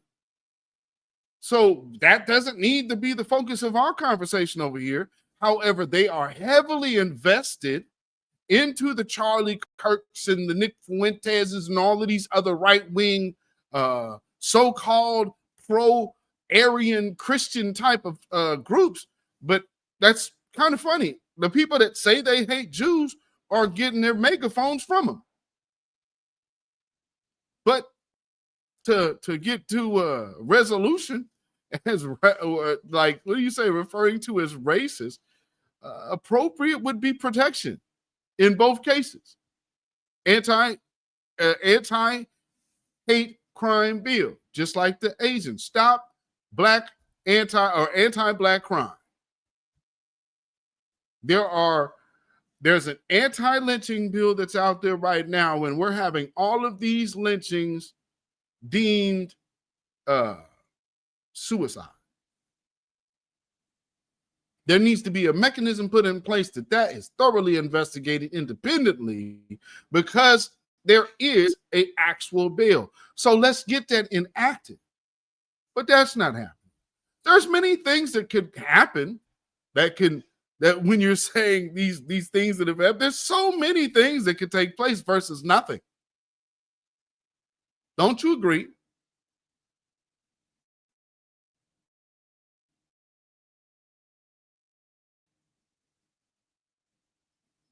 But that's a great question. Thank you, Hard to Kill.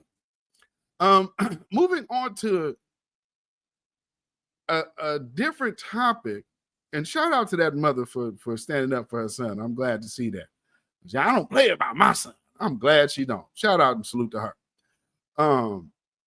Now, there's this other video that the sister, she be putting up her, I see her, people post her stuff from time to time, and she's referring to basically like ghetto informants. So like the low level, street level informant, and how they are put in the midst to infiltrate and destroy movements. But let me take a look at this. Neighborhoods, they were infiltrating them.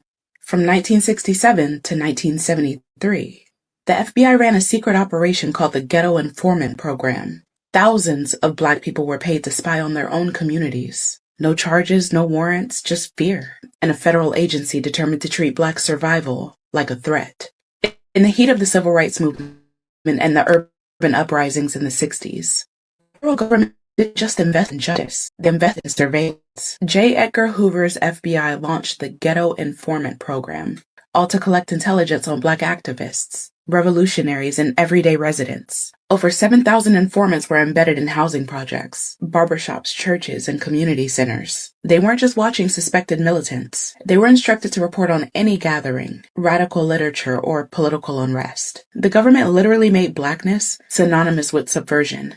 And the informants, they were often poor themselves, pressured into trading information for cash, protection, or reduced sentences. The Ghetto Informant Program was sold as a way to prevent riots, but its real mission was to undermine Black power. They targeted the Panthers, Malcolm X's circle, SNCC, the Nation of Islam, even Dr. King's allies. One infamous tactic? Having informants shadow funerals and report who attended. Disgusting. Because to the FBI, mourning the dead could signal a political event. Churches were tapped, schools were monitored, and confidential informants were told to befriend organizers, only to betray them. This program ran alongside COINTELPRO. They weren't separate, they were part of the same. Behind was devastating. The fallout was deep. Communities became suspicious of one another. Movements collapsed under the weight of betrayal. People trusting neighbors, friends, even family, because anyone might have been an informant. And the worst part is there was no accountability. The program ended in 1973 after public outcry, but the names of many of the informants informants were never revealed. No reparations were paid, no apologies were issued. The government didn't just spy, it fractured the very idea of Black unity. So when people say the government doesn't care what you post, remind them that the FBI once ran an entire program to track what Black people said at cookouts, funerals, and Bible study. Because to them, survival was suspicious, and solidarity, that was the real threat.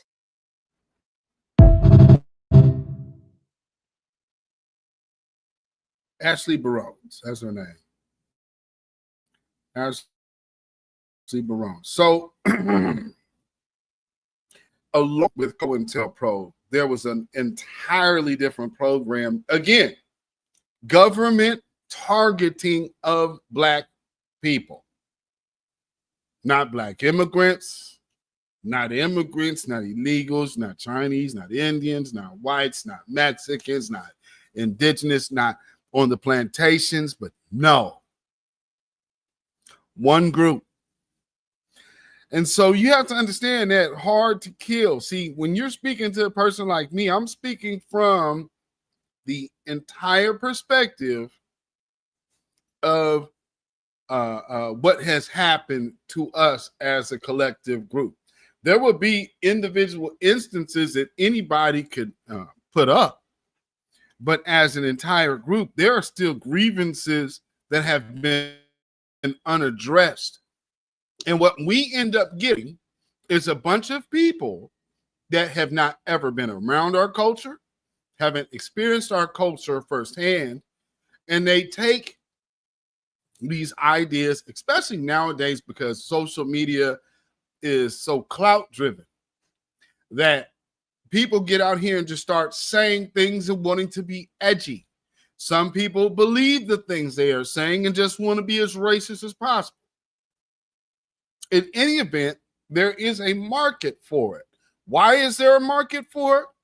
That is a societal indictment that even lets you know that there is a problem in the societal fabric of America. What is that? That is long-standing anti-Blackness, because let's ask the question. For a group that knows they had another group under subjection and chattel slavery, complete harsh oppression, and for the free or the white poor people who didn't have any slaves, they still aided the system by way of making sure runaways were caught, by ways of maintaining the order. That right there, that shows you the establishment of systematic white supremacy back then. You have slave catchers, your very first police officers. Who do you rely on now to enforce the Black community to be under subjection? Those same people. Now, they say they're Christian. With Israel, the children of Israel, when Moses told Pharaoh to let my people go, the Lord told Pharaoh also, you tell Pharaoh this. Not only is he to let the people go, but he's supposed to give them some money and cattle and livestock. So these people are able to sustain themselves once being freed, because they have built up a huge mass of wealth. That part in the Bible that was done to the children of Israel, they did get that. But here's what happened. Pharaoh turns around and decided after that he wants to go after them and put them back into chains. What happened? The Lord destroyed Pharaoh. Now let's fast forward to America. Pharaoh had at least the sense to honor the Lord's wishes. America has not. And America not only has not made sure reparations was paid, because see, you know, you say,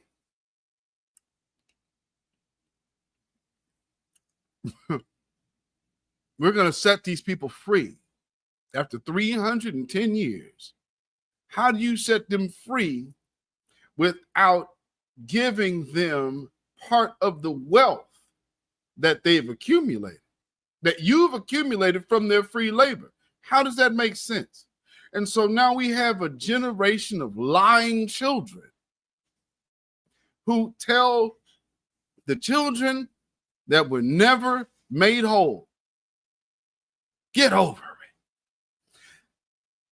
It wasn't so long ago, because you're talking about a system of slavery that was older. See, so systematic anti-Black oppression is older in this land than the United States of America.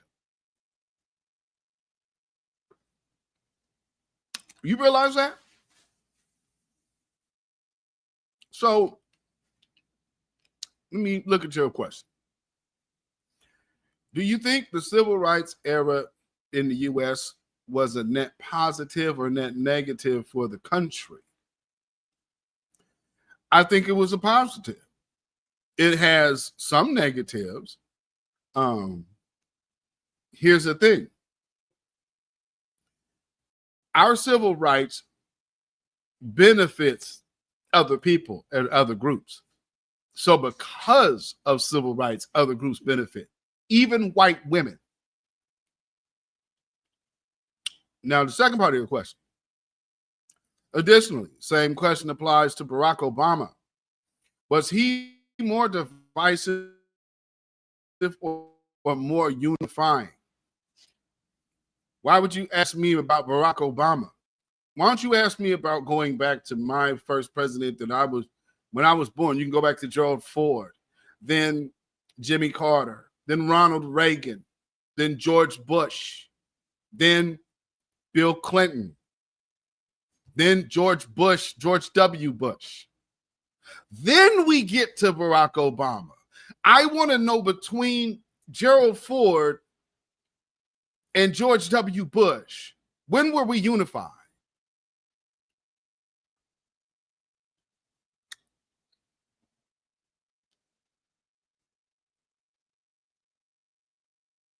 When did that happen? Because we're going to talk about divisive, we have to first establish unification. When were we unified under Reagan? When he put cocaine in the Black community while supporting the overthrowing of other governments? Or with Bill Clinton and Joe Biden pushing through the crime bill, and also bills against crack possession, although his own son is pardoned for crack.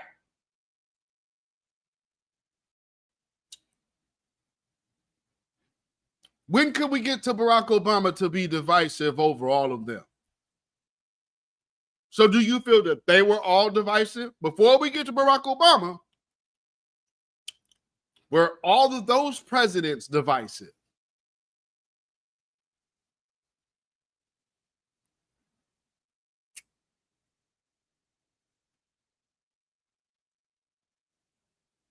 You see how the rest of the chapter is going to let you hang out there, hard to kill? You can answer.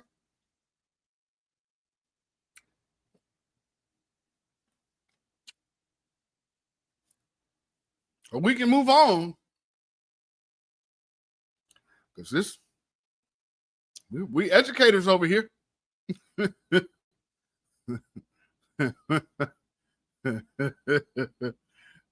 You talking to somebody who knows what they're talking about. So, I mean, I can walk it down, baby. Let me show you something. Something else. Let me show you this. When Charlie Kirk met his end, let me show you what all these different pages were posted. Was Charlie Kirk divisive? Was Charlie Kirk unified? And if you say he's unified, you have to also own what they were unified about.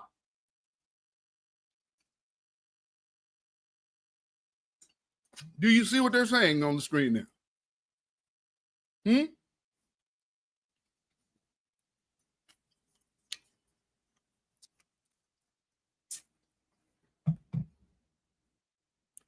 This is what he was about.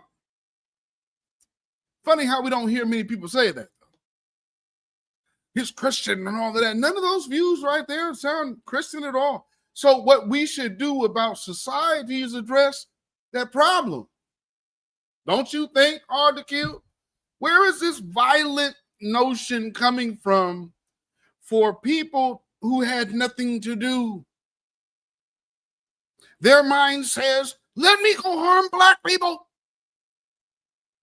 Oh, a white man shot him. Well, maybe he had mental issues. What, the war stopped? This is war. How we see open, blatant racism today? Do you believe that diversity doesn't mean qualified?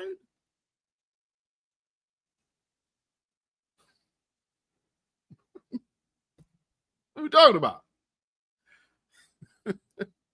Those talking points are not fit for adult conversation because there's way too much factual stuff out here to really address. And like I said, we'll go back to this right here. This is the inspiration of a Charlie Kirk. Democrat Party must be clustered. And see, they always talk about Democrat Party, which is a dog whistle, just like 13%. They've declared war. Who? I don't want the National Guard to send Democrats. I don't want the National Guard sent to Democrat cities anymore. I want the Air Force sent.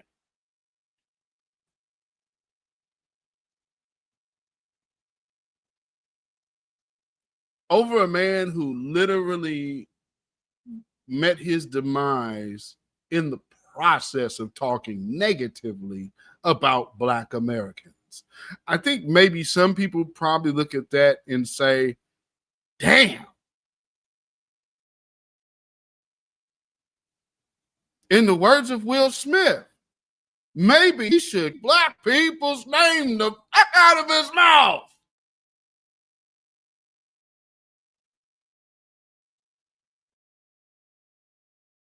Anyway,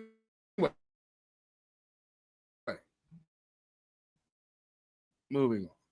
Time's going on. This follower ran over this girl because they made fun of his death online, and then there was a whole bunch of shit. Here's the other thing we can do hard to kill. We need to address the dishonesty amongst supremacists because these people can't admit.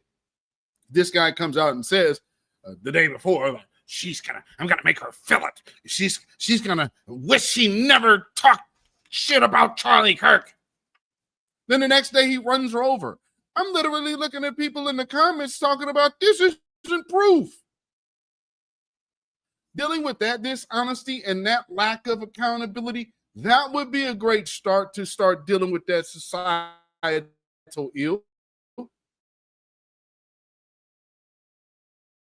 Before you start looking outward and speaking to others about what they doing. Charlie Kirk, he ain't never been around that people like that. And about CJ, Candace Owens is a foreigner. She ain't got nothing to do with us.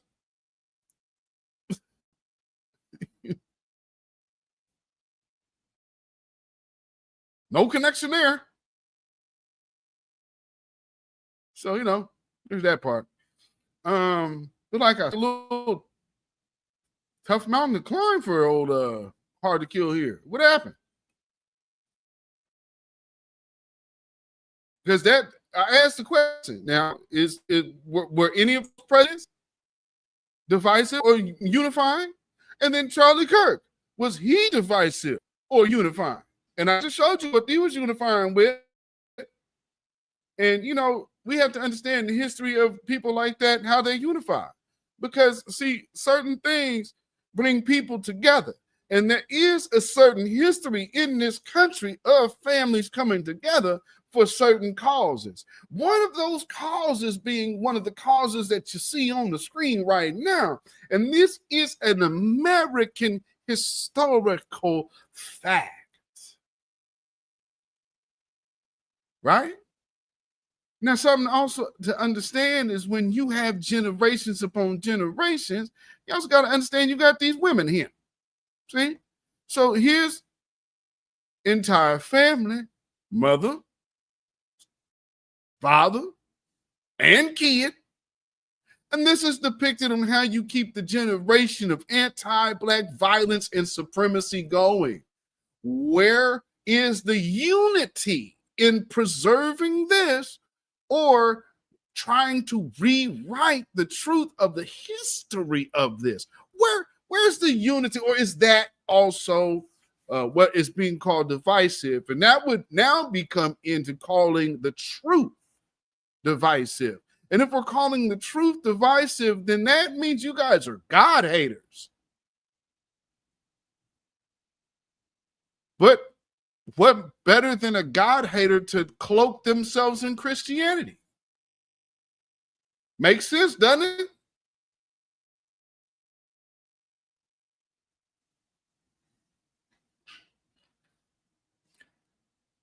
Man,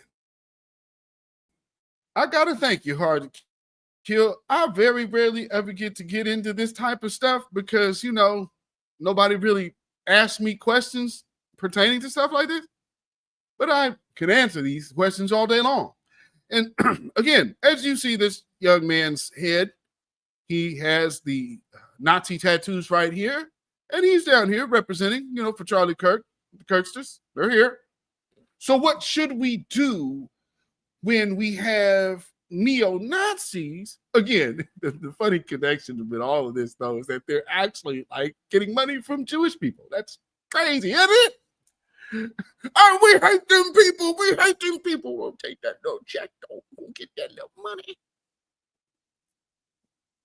You call them people greedy?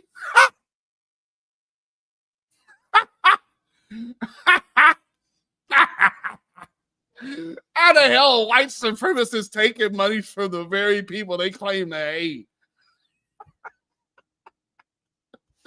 You can't make this shit up. Come on. Come on, man. What the hell, Charlie Kirk?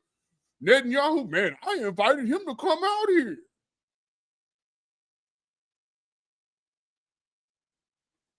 Can't talk about no tokens. What the hell y'all look like? Token of tokens, Jesus. But yeah, this is the type of thing that's still going on. So, I mean, maybe in this community, maybe this should be addressed. What do you think, Hard to Kill? You know, this affinity for Hitler, you know, maybe that should be addressed. I don't know. What do you think?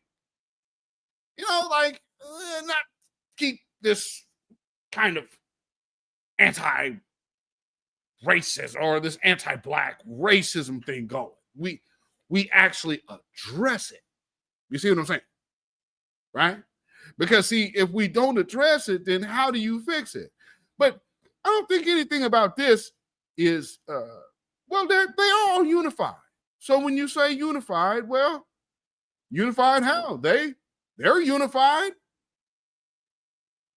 They look very unified to me. But they're the unified clan. And so, not trying to go there. But see, also we have these people that love calling themselves Christians.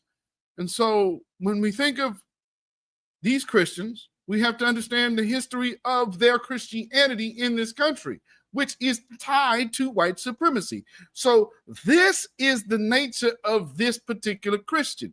So when you get into the conversation of Christian nationalism, Christian nationalism is white supremacy or Klan nationalism, if you will, because this is the Christian of which they speak.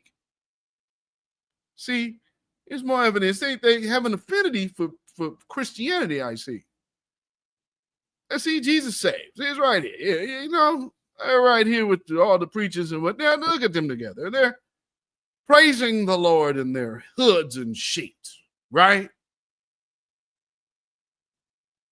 We're to believe that's the God of Israel, right?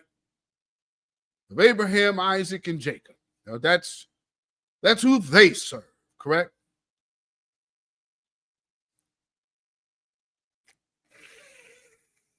No. Oh, by the way, this particular picture here, guess where this was taken?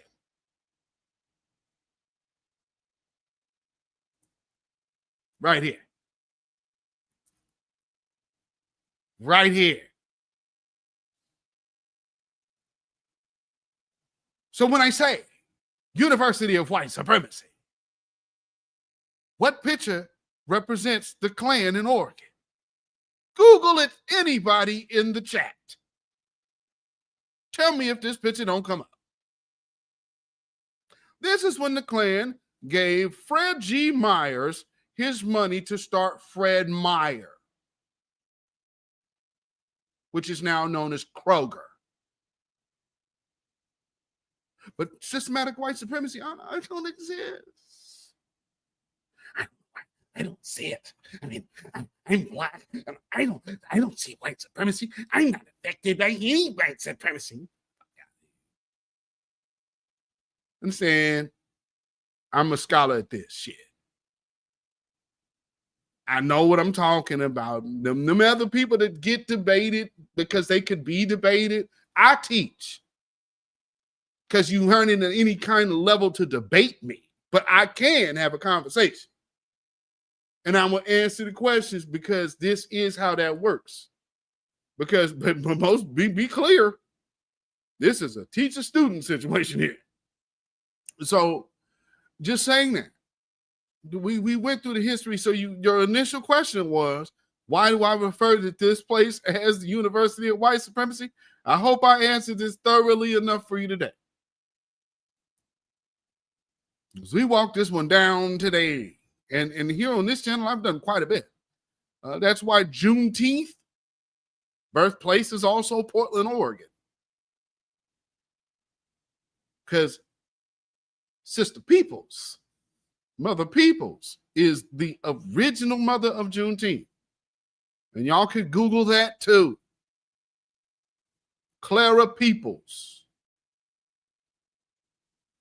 Clara Peoples is the mother of Juneteenth.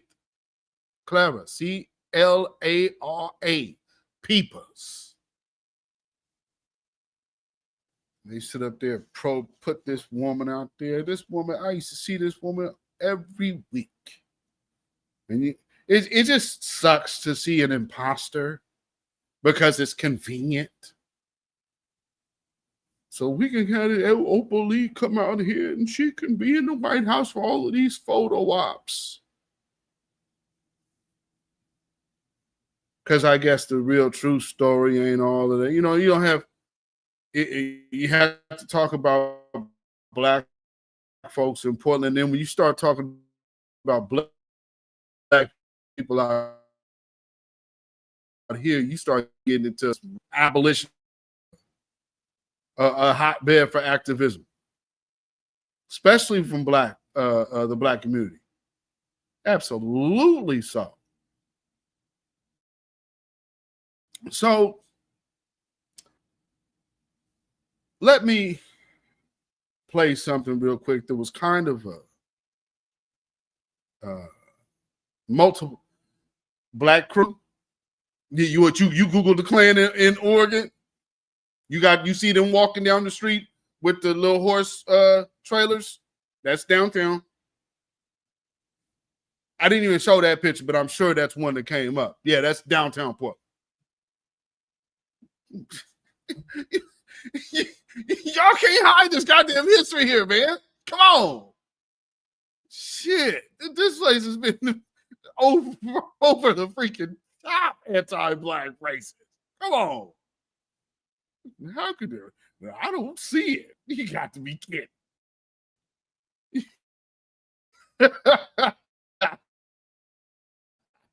You got to be kidding. The home of coon chicken?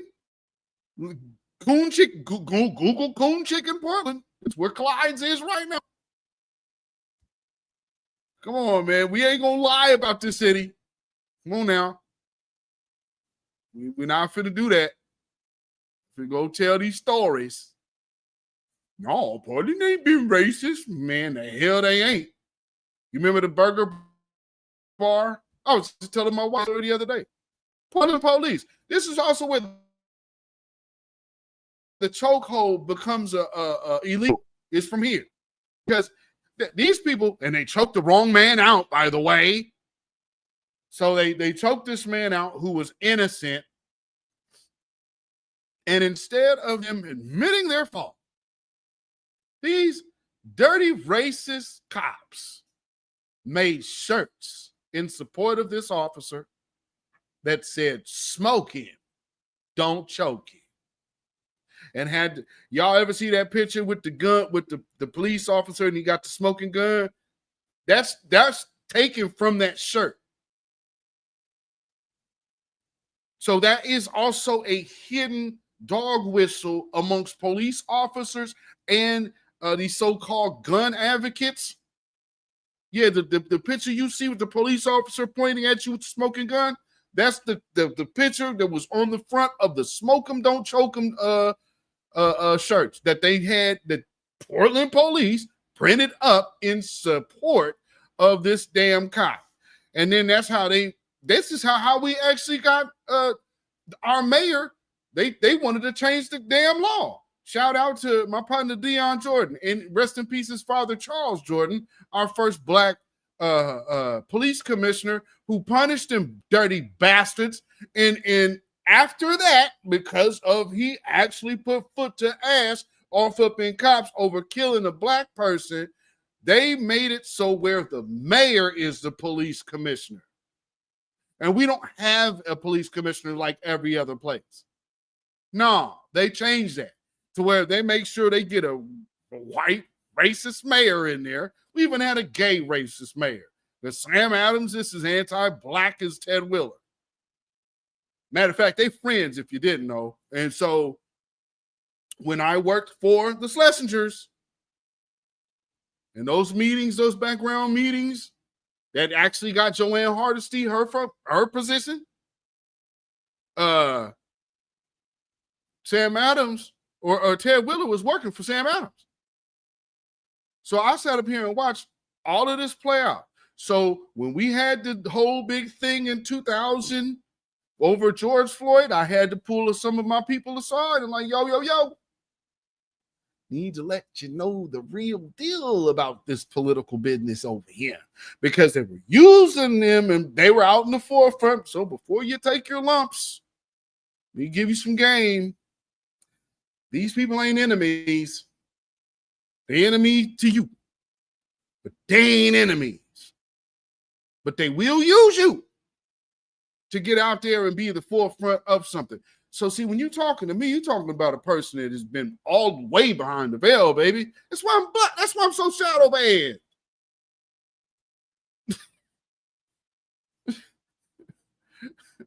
They keep my numbers low. I've been on TMZ. Ain't got more subscriber the first on being on national TV. So this is just to be real. I'm under a cold shadow ban. Let's not get it twisted. And TMZ hit me.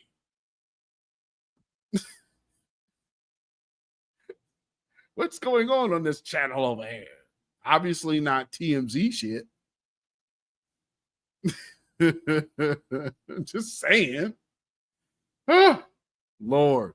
So moving on before we get out of here, because got to address some tether business before we get out of here. But I guess this is kind of related, but yeah, I guess technically he's a tether. But Barack Obama actually said some legitimate comments the other day And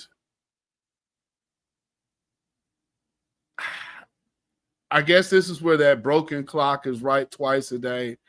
And so this guy asked me about Barack Obama earlier, Hard to Kill. Hey, I'm no Barack Obama fan. And the last presidential election that got my ballot was for John Kerry.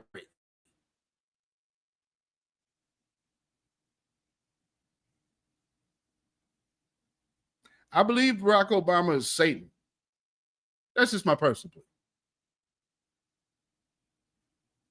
You don't have to believe what I believe. The arc of the moral universe is long, but it bends towards justice, except it doesn't bend on its own. It bends because we pull it in the direction of justice. And when we don't, it doesn't happen automatically. Just like democracy is not self-executing. It requires effort. It requires will. What I'm feeling hopeful about, I guess to get to your final point, is I'm meeting a lot of young people and people who are young at heart who are standing up for their convictions even when it's hard. And I think us lifting them up and supporting them and embracing them and emulating them, that I think is what gives me hope. That's the part of the human spirit that I believe will triumph in the end.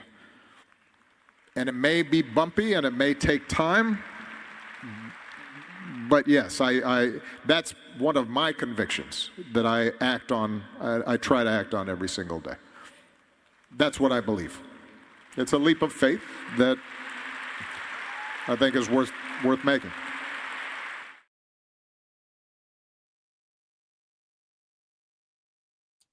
Uh-huh. Yeah. And as far as the humanity part, no.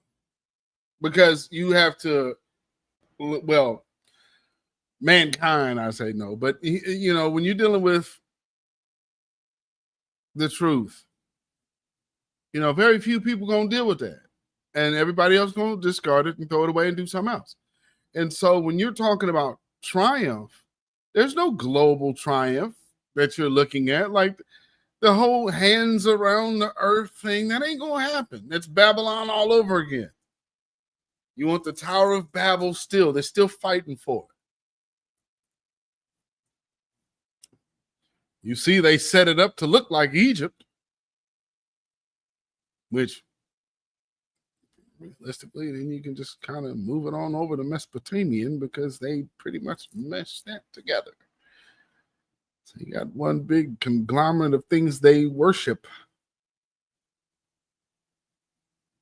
But one thing we can be certain of is we do not serve the same master. Now, y'all may not be religious. Y'all may not be spiritual. Y'all might not believe there is one living true God. Y'all might not believe that, and that's okay. I do, personally. But if you don't, that is you working out your own situation there, and that is okay. Because we are a unified family here, and what we do have in common is our empowerment. And we absolutely need to protect and preserve our empowerment. And so many times, so many different things have came and got in the way of us being a cohesive unit. And so I definitely wouldn't want to see us go backwards based on differences in philosophy. That, I believe, is detriment to our empowerment. So I would put it to you like that.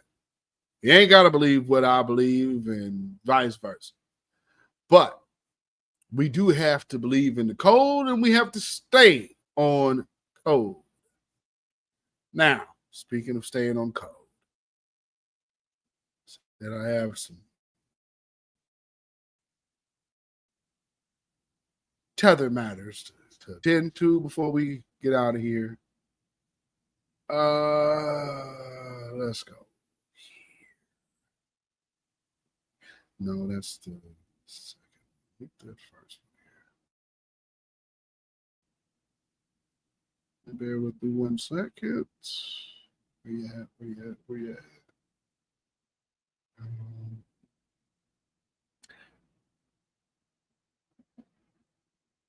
Okay, what is it? This one. Let me see. Of course not. Where is this video?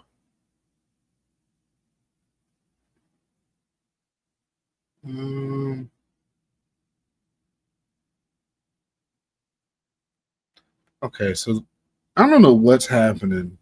There's supposed to be videos downloading, and they were supposed to have downloaded, and then of course they don't. So let me move this window back up.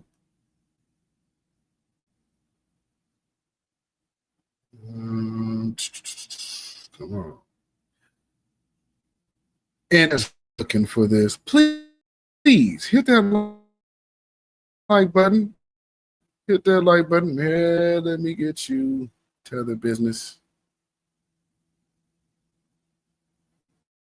Okay. Okay. Y'all thing that they posted a Chuck Schumer and Hakeem Jeffries. That's so racist to go after her. Yeah, it was. I'll say that. But that shit was funny. Just gotta say. It was funny. I mean, you know, I just gotta say.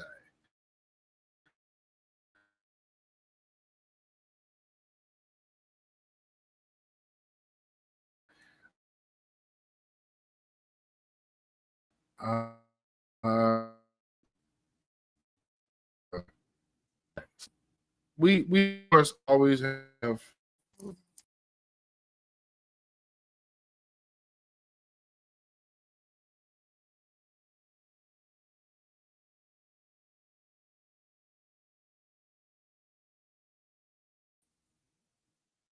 okay. Wow, I was trying to share a window, now I just completely froze. Hopefully my audio my audio is still going. Because good grief, how did I just freeze like that? Okay, here we are. Let's get you in here. So again, this woman is saying our culture comes from West and Central Africa. That's where we get our culture here in America from. I always wonder when people say stuff like this, where does this notion come from that if culture would have been preserved being so removed from it for hundreds of years? That, and then, oh, not to mention the culture and history and our identity of self was beaten and stripped out of us. So if you know anything about the Black Power movement in America, one of the key components of Black empowerment in America is what, ladies and gentlemen? A knowledge of self, meaning we had been detached from ourselves. But now these tethers come over here and tell us how much influence they must have had on us because of the connection.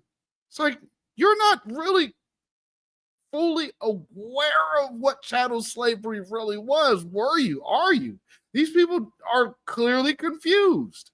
Hear this, but if you're Black in the diaspora, your blueprint is West and Central Africa. And I don't want to hear nothing different. You do not have culture without West and Central Africa. How? It's like making a strawberry smoothie. You don't have a strawberry smoothie without strawberry. The milk don't. No, it's not like making a strawberry smoothie because strawberries could come. What?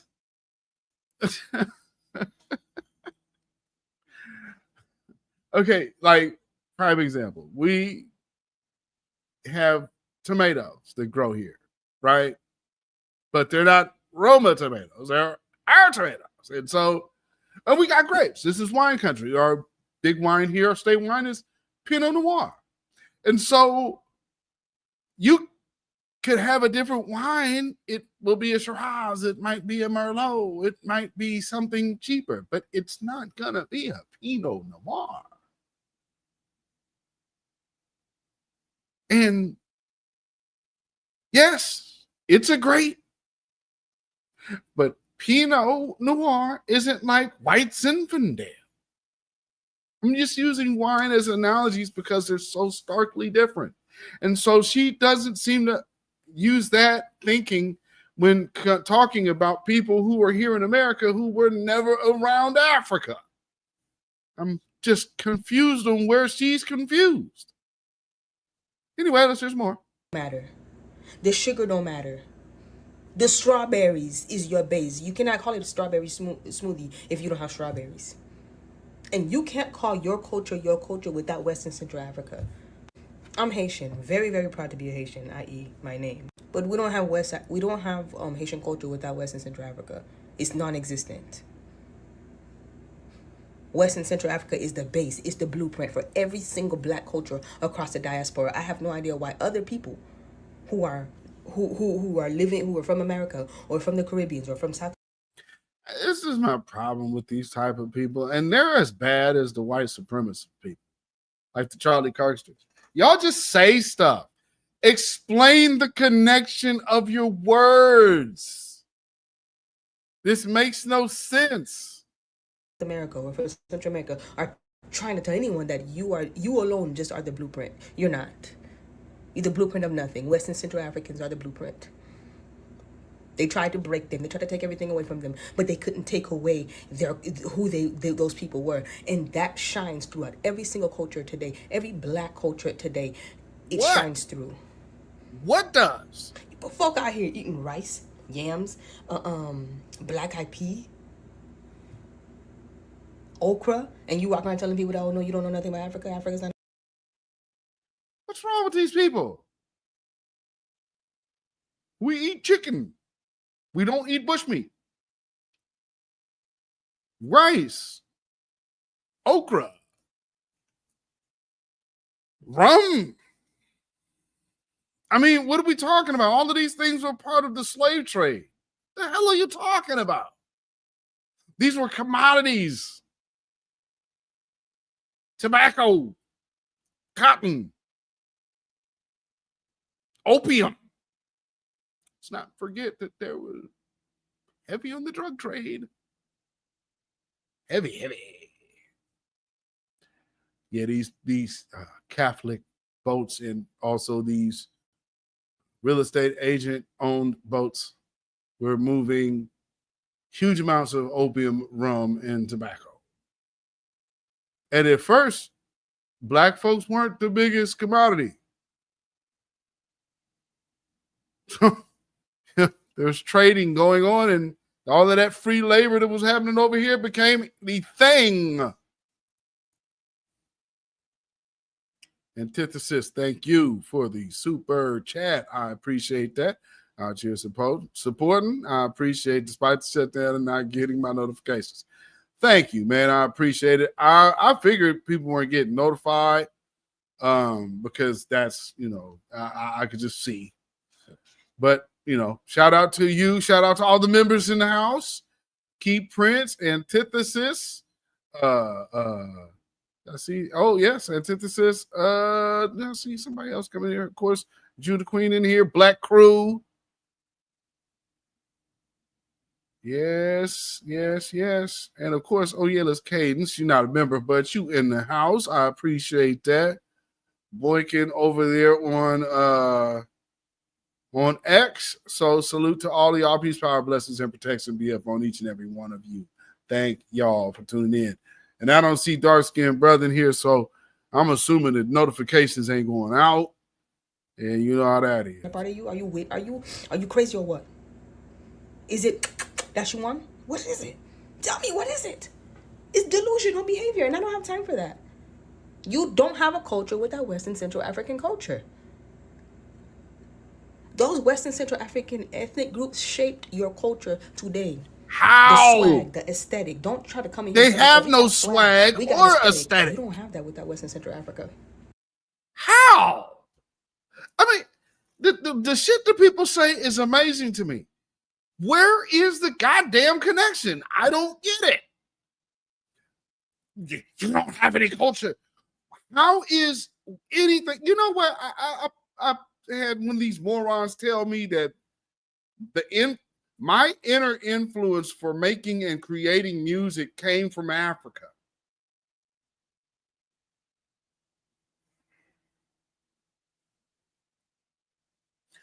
I can honestly tell you, I have zero African influence in my music. My music is completely American. Back in early 2000s, when I created the sound that has organs, 808s, and fat-ass bass lines, and all other kind of sounds, and horns. Other people use it now and call it something, and they give a lot of people credit, but I created it. That's why there are people even in that lane they don't claim being the creator of that form of music. So even thinking like, oh yeah, you got inspired because these rhythms were there. They were used over in this part of Africa. Yeah. How does that inspire me? When I wrote So Lifted for Live, what do you, or when I wrote Love Games, that's a jazz tune. And I actually did that song on one take because I was actually writing that song for someone else. I wrote a song for Raheem Devon that he didn't use, but nonetheless. See, when you're doing these things, like there's no African inspiration. Song that was supposed to be recorded for Gospel Music Workshop of America Youth Mass Choir years back. No influence of African. Nah, none. I don't have it. And so even down the way I wear my clothes, no influence of Africa on that. No. And Black Eyed Peas and then my grandma and family, they from Arkansas. So our families, we're up here by the way of transplants. So Black Eyed Peas is a Delta thing as well here. So for those families that are from that area, yams and all of that, like we don't know nothing about no Africa. Greens, that's the whole that thing. They always skip over collard greens. You all notice that? They skip over collard greens and mac and cheese and to talk about Black Eyed Peas. What y'all know about purple hulls? What y'all know about purple hull peas? With her bug-eyed self. Funk was inspired by African must.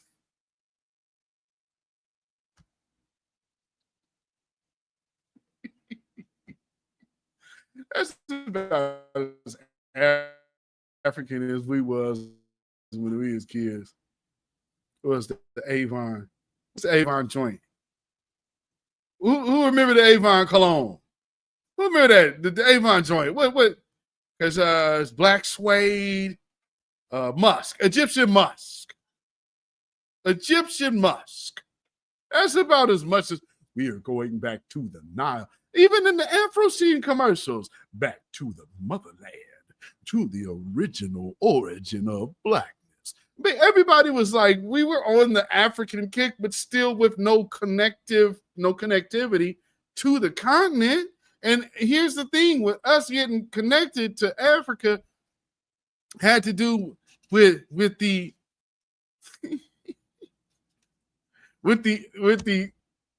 I am a poor student.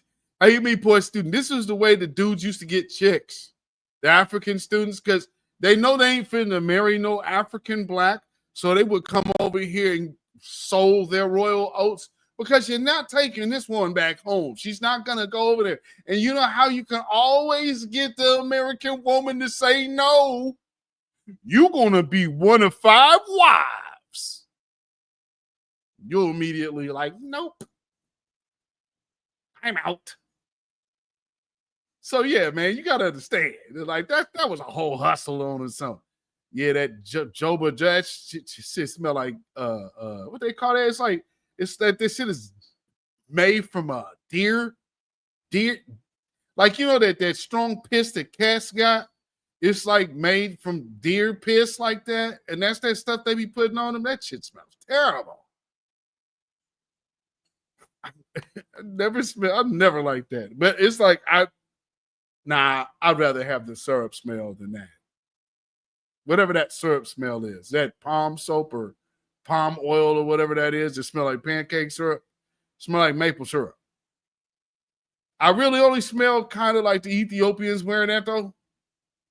For the most part, some of the people around that area, the East Africans, they be kind of smell like they bathed in Aunt Jemima. Like they showered with log cabin soap bar. I don't know what the hell that smell is. It's like, why does it smell so sweet? Anyway, back to this bugged out Haitian woman so we can get up out of here. You don't have dance without West and Central Africa. What? You don't have song without West and Central Africa. How? You don't. Okay, let me see. I can see you're musty. I can see that you stink. I think you know me, but not all that you see. You think you know our music. You think you may know our food. You think you know our swag, but really you only just come off rude. So this is my song, right off the top of my head. I ain't inspired by nobody else but me, and damn sure no African instead. Y'all asses out of here. When we dance compa as Haitians, without West and Central Africa, you don't have anything. Smells like earwax and Crisco. You don't have strawberry milkshake without strawberry. Bugged out. The sugar don't matter. The sugar don't matter. What's going on? I've played with these delusions long enough. I'm not playing around anymore. You don't have those things without West and Central Africa. Period. You got a problem with that, go cry. It's not gonna change the West and Central Africans that are in your blood. God made you like that, and you better be proud. Who and where? See, like I said, these people get so vague. Central and where Africa? You name 2 different regions of a continent and act like you really telling us something. Yeah, see, I told you he is Eurasia and he Europe, man. You need to understand. Thank you for informing me. Now, if I'm going to go purchase a ticket, where am I going? God, just really, you understand what I'm saying? Oh, my eyes are picking up. God.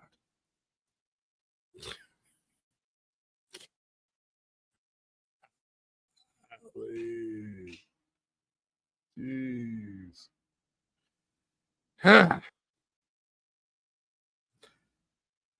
Just ridiculous. Just ridiculous. Oh, yeah, this last little piece here. Let me get this in here because it's just so funny. Because, again, going back to this, I guess, need to always tell us something. I don't know what that's about. Like, I'm gonna let y'all know every time y'all is this and y'all that, and you got this in you and you got that in you. And I don't need you to tell me about. And then the people that kill me are the ones that tell us, well, I'm sorry that your family, your great grandparents and grandparents were lied to. What the hell are you talking about? My great grandmother was a full-blooded Cherokee. Wait, yeah, great grandma. My grandfather's mother. He's born in a Cherokee reservation hospital. Because Charlie Whitmore was doing a little bit too much back in them days. So, you know, I could have been a love child. Now, let's play this last little video. This is from a brother that I'll be seeing his videos from time to time. But he checks the shit out this Nigerian cat from London. And this is kind of the point that I keep getting at. Why are y'all so worried about what the hell we doing? We over here trying to do us and trying to build up ourselves and build up our community. Everybody, you got to worry about us too. No, the hell we don't. Worry about you, damn it. You want to flee from where you flee from to come here? Cool. But don't bring your punk ass over here telling us who the hell we are. Key Prince said delusional. They the only folks that keep saying one type of music playing one type of music for centuries. We created hundreds of genres, not a continental African in sight.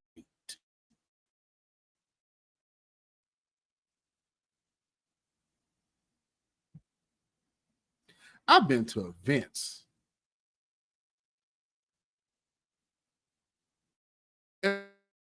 If you've been to concerts or secular, we get our swag from you guys out over there. Are you joking? Where's your singers at? I mean, there's singers in my family that you have not ever heard. The hell are you talking about? Like, I remember, like, me and my two cousins, we sang background for Karen Clark. My other cousins sang background for Daryl Coley back in the day. Sang background for Milton Bigham. Let's see. What else?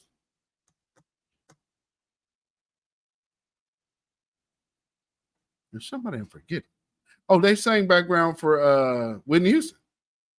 Two of my cousins. And actually with two of my cousins with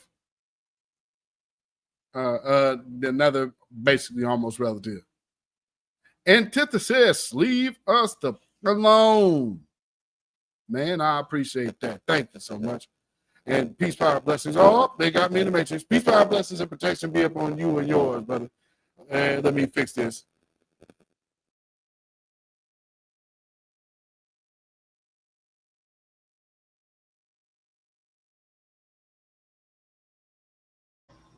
Okay, hopefully we'll be back. Yet now they are asking our gospel singers not to sing so loud. And they also have an issue because they can't do the runs we do. So that, and again, they weren't here for this. So they weren't here for the implementation of jazz singing in gospel, which really the person that kind of, well, two people really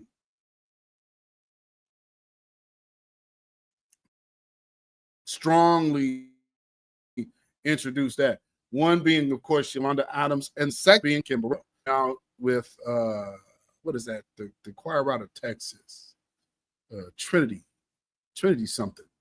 And then the rest is history.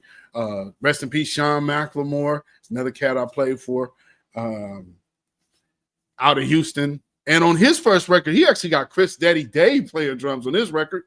So if you guys ever had that Sean McLemore record, You Don't Know Like I Know What the Lord Has Done for Me, that record, that's Chris Daddy Dave playing on that entire record. And on bass is his brother-in-law. Them cats smash it. Matter of fact, the first. Oh, both of them are also playing on Kim Burrell's first record. So if you guys got Kim Burrell's first record, they're playing there too. So Soulless Hamites, man, they're nowhere near. My dad, I'm the son of an organist, and then my godbrother, which is my daddy's protege, he played for Blackstreet. He was Israel Houghton's MD for years until he retired. So this is the type of shit I grew up with. You know what I'm saying? Like heavy musicians. And so to hear these people that I know can't in the room with me, like none of these people could even be on stage with me. And to hear you talk about me being influenced by, and us and all of our ilk being influenced by these nuts, you got to be kidding, man. No, that's an insult to me, to be honest. As an artist, that is an insult to me. Yeah, Judah Israel. Oh, yeah, I already know. Yeah, your mom is also a, what they call it, purveyor of the B3. So, and see, one thing we know is what the sound of a switch sounds like. What Hamite know what that sound like? What do you know what a Leslie switch sound like? Okay, man, she's your ass out of here. My favorite instrument is the Hammond. And I'm a drummer. But my favorite instrument to hear is absolutely that Hammond organ. You hear people kill that joint. One of my favorite guys listen to is, of course, Corey Henry, but Kevin Powell. Kevin Powell's a beast. He can make that organ sad, boy. He make you feel like something. Like if y'all know who Jubu is, he make you feel like some Kevin kind of got that Kevin Powell. If y'all ever want to hear some organ music, go check out Kevin Powell.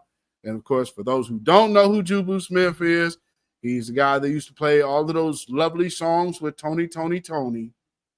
And then, of course, before Frankie Beverly passed, he's Frankie Beverly's guitar player. But treat yourself if you have never heard Jubu and Legally Blind. That's his group. And they got a couple of albums out. So another group that is the friends and family of the Doodle Funk. So go pick that up. Mono Neon. By the way, pick our record up. You can go get our single. High Vibes. As Tony Ozier, the Doodle Funk All Stars. High Vibes. You can go get that on Spotify, Google Music, wherever they are selling music. And we are not influenced at all by Africans. We are organic creators that create funk organically. That's why we are in our genre of funk. And I am yours truly, a soul singer. Oh, so the other place you can find me would be, I'm also the most recent recorded singer of the legendary group Pleasure. So that's your boy. Now, like I said, our last video that I want to look at right here is this brother taking this Nigerian to the woodshed, and rightfully so. And more people need to understand this is our position. On black people. Why are you only focused on black people? I mean, as a black person, I think it's. Let me help you out. You're not a black person, Toby. Number one, you're looking at crime data, supposedly, from the United States of America. Those are foundational black Americans. That's a different ethnic group. You're a Nigerian young man. So that is comparable to someone being Chinese and saying, well, you're not a foundational black American. You're Chinese. You're from a totally different place. So why are you so concerned with what's going on with the foundational black American? Are you a foundational black American? I mean, not by the definition. No, I'm in the UK. No, there's not. What do you mean by definition? You're not in any way. You have no connection to the foundational black American. That's like saying an Italian and a German are the same because they're both white. They're not the same. Would you agree? No, the same. Yeah, no, they're not the same. One's Italian, one's German. They're different ethnic groups. Categorically, yes, they're both white, but they're unrelated. And in fact, when you look, say, take the British, since you're in UK, the British and the Germans, they're both white, correct? Yeah. But they're not the same, correct? That's correct. Thank you. So you're a Nigerian. I'm a foundational Black American. We're not the same. So why the hell are you so concerned about what we're doing? And that is where I'll leave it, ladies and gentlemen, because that's the main question for the tethers. And for you Charlie Kirksters and all of you others. Why are you so concerned about what the hell we're doing? We over here minding our Black business. While crime is down amongst our communities, especially amongst each other. And now all of a sudden you're concerned with what Black folks is doing. Oh, because we're not harming each other? Ain't that a bitch? Y'all stop shooting each other. What's going on? Somebody let me know something. I just can't figure it out. Why? Y'all should be doing each other in. I mean, what's happening? I don't understand this. Why the hell is black on black crime down? Is this white on white crime is just upticking like nothing before? But you know what? We got to find some Black people to vilify. Are you seeing some of these videos or like pictures you keep seeing of mugshots? If finding the homeless Black person that committed a crime and you got his mugshot, you can clearly see that this man is not in his right mind and he's been sleeping on the streets for some time. That's not a societal win. But it is a demonstration of how low vibrational and how low the mentality has to be to perceive that anybody would look at a whole community by the people sleeping on the street. They don't make any decisions. They don't make any influence in their own community. So why on earth would you be targeting, putting people who are insane, homeless, insane individuals as poster children for the Black community? And see, this is why they're so violent. That is irresponsible and stupid and juvenile. But it's to be expected by the likes of these supremacists. And again, when I talk about this, like I said, right here, the University of White Supremacy, and I broke that down.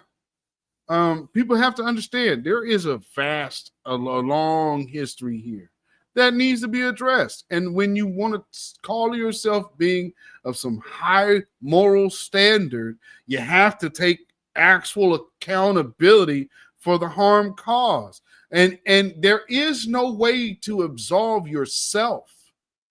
And this is all we ever hear from these people's arguments. And it's some stupid question about why this and why should we pay because nobody today was ever enslaved. Yes, and had my ancestors got their reparations, would I not be benefiting from the generational wealth?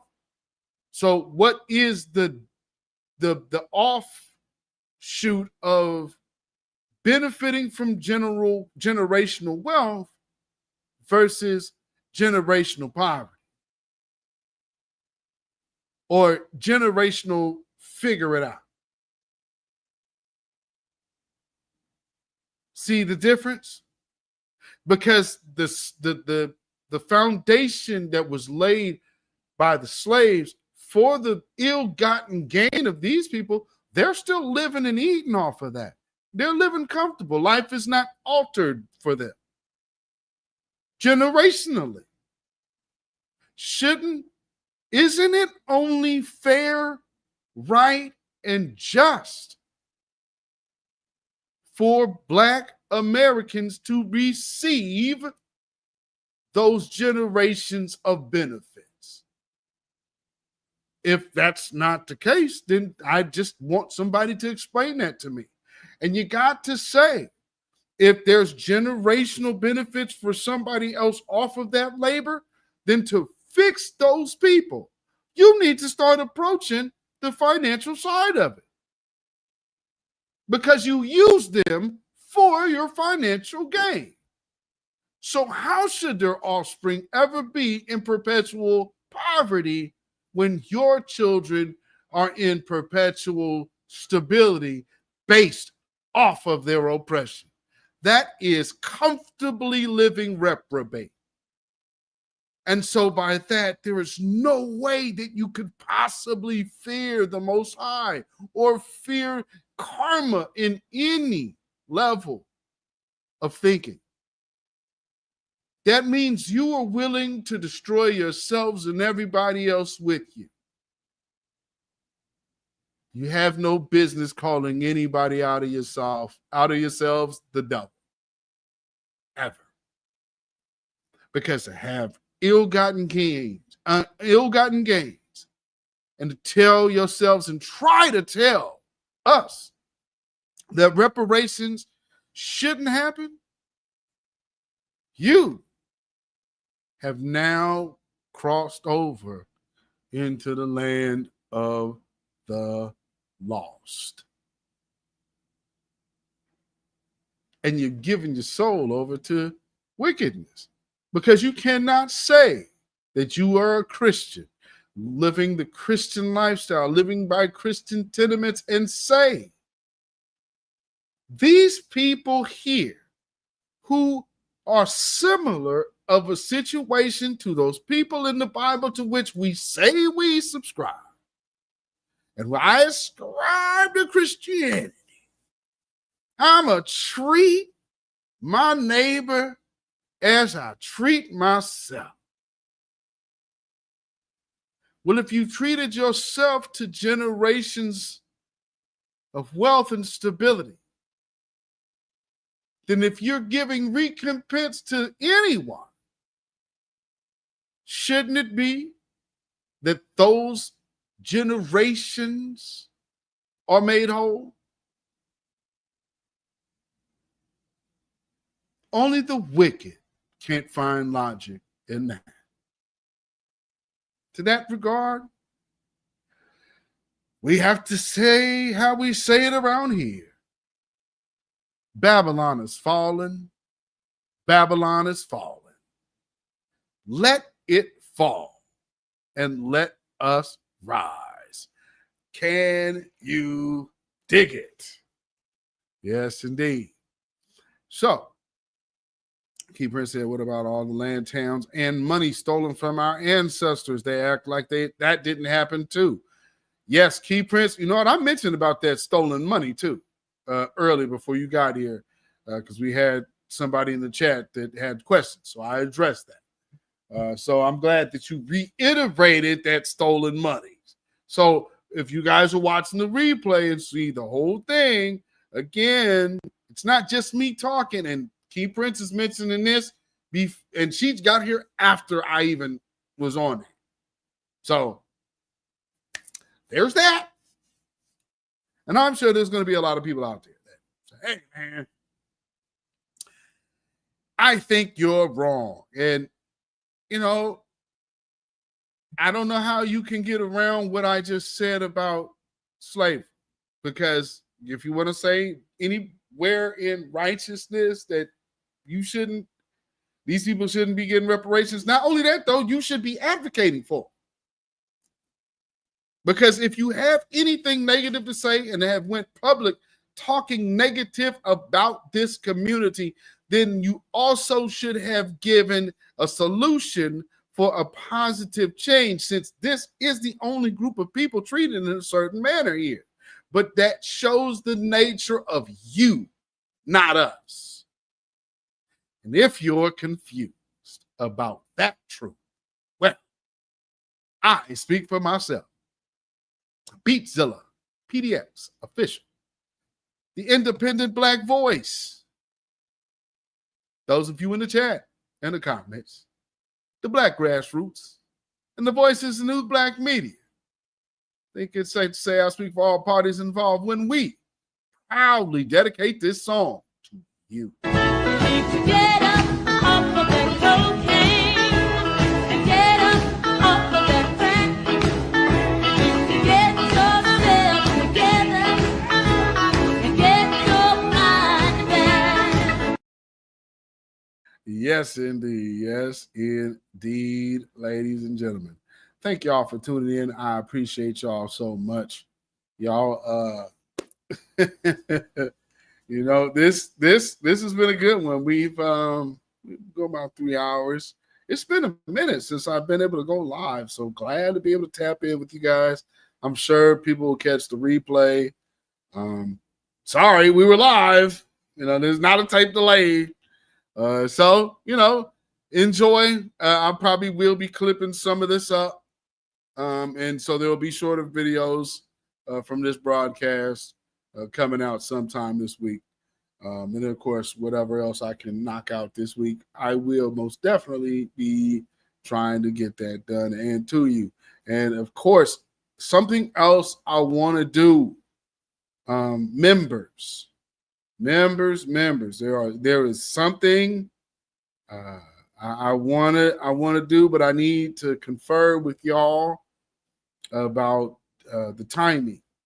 So I want to do something soon, the next couple of weeks, to have maybe an open forum with my members and open it up so you guys can come up and talk and kind of give your thoughts, because there is something I want to do. And the way I'm seeing it, I will only be able to do this in my members area. And so I just want to I want to touch bases with y'all and see what time is good when I should best do these lives. Because I want your involvement in these. And so it's going to be something completely different than, of course, these main broadcasts, but that's the whole point. So this is going to be more of an interactive situation with the members. And, you know, just kind of take you there, like, because I have a library of stuff that, you know, I would love to go over here, but I can't. So be looking out for that, members. We're gonna be talking, okay? So again, salute to everybody who has already subscribed to this channel. If you have not, we are now over 2,500. Thank you. And like this video if you have not. Share this video out if you have not. Subscribe, of course, and hit that notification bell. Hit that word all. That way you'll be notified anytime this channel goes live or a video was uploaded. And then, of course, you can follow me on Instagram, Facebook, or Twitter.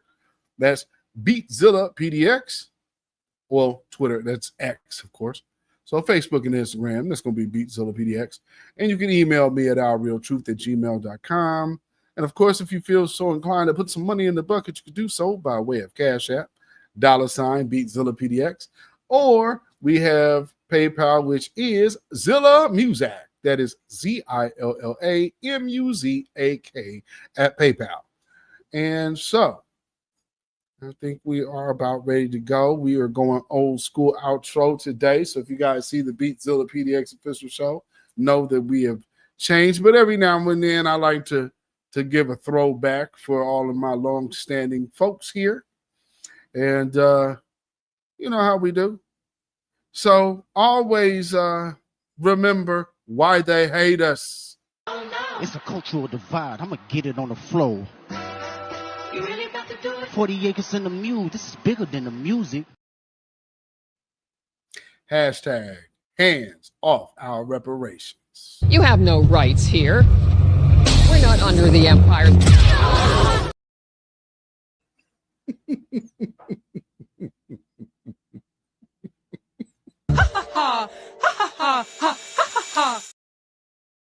Oh, Lord. Family.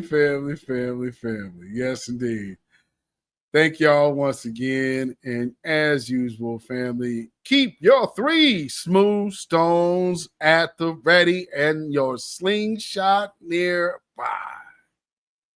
Y'all, stay black, stay vigilant, stay alive. Black first, Black first. Shalom, y'all. Have a blessed, prosperous weekend and week. Till next time, peace. When you know who Satan is, yes, sir, you don't have to kill him. No. The stone of truth. Yes. See, that's what you throw. Yes, right. Allah says, had we wished to take a pastime from before, surely we would have done it. Nay, we cast truth at falsehood till we knock out its brains. Every one of you that knows the truth, stand up and tell it from the mountaintop. Black people can't take it no more. So wherever you are on the job, in the factory, I don't care where you are. If you know the truth, stand up on the truth and tell Satan, who the hell are you to try and pick my friends? Farrakhan is God's man, and you are from the enemy of God. So to hell with you. Stand up on it like a man.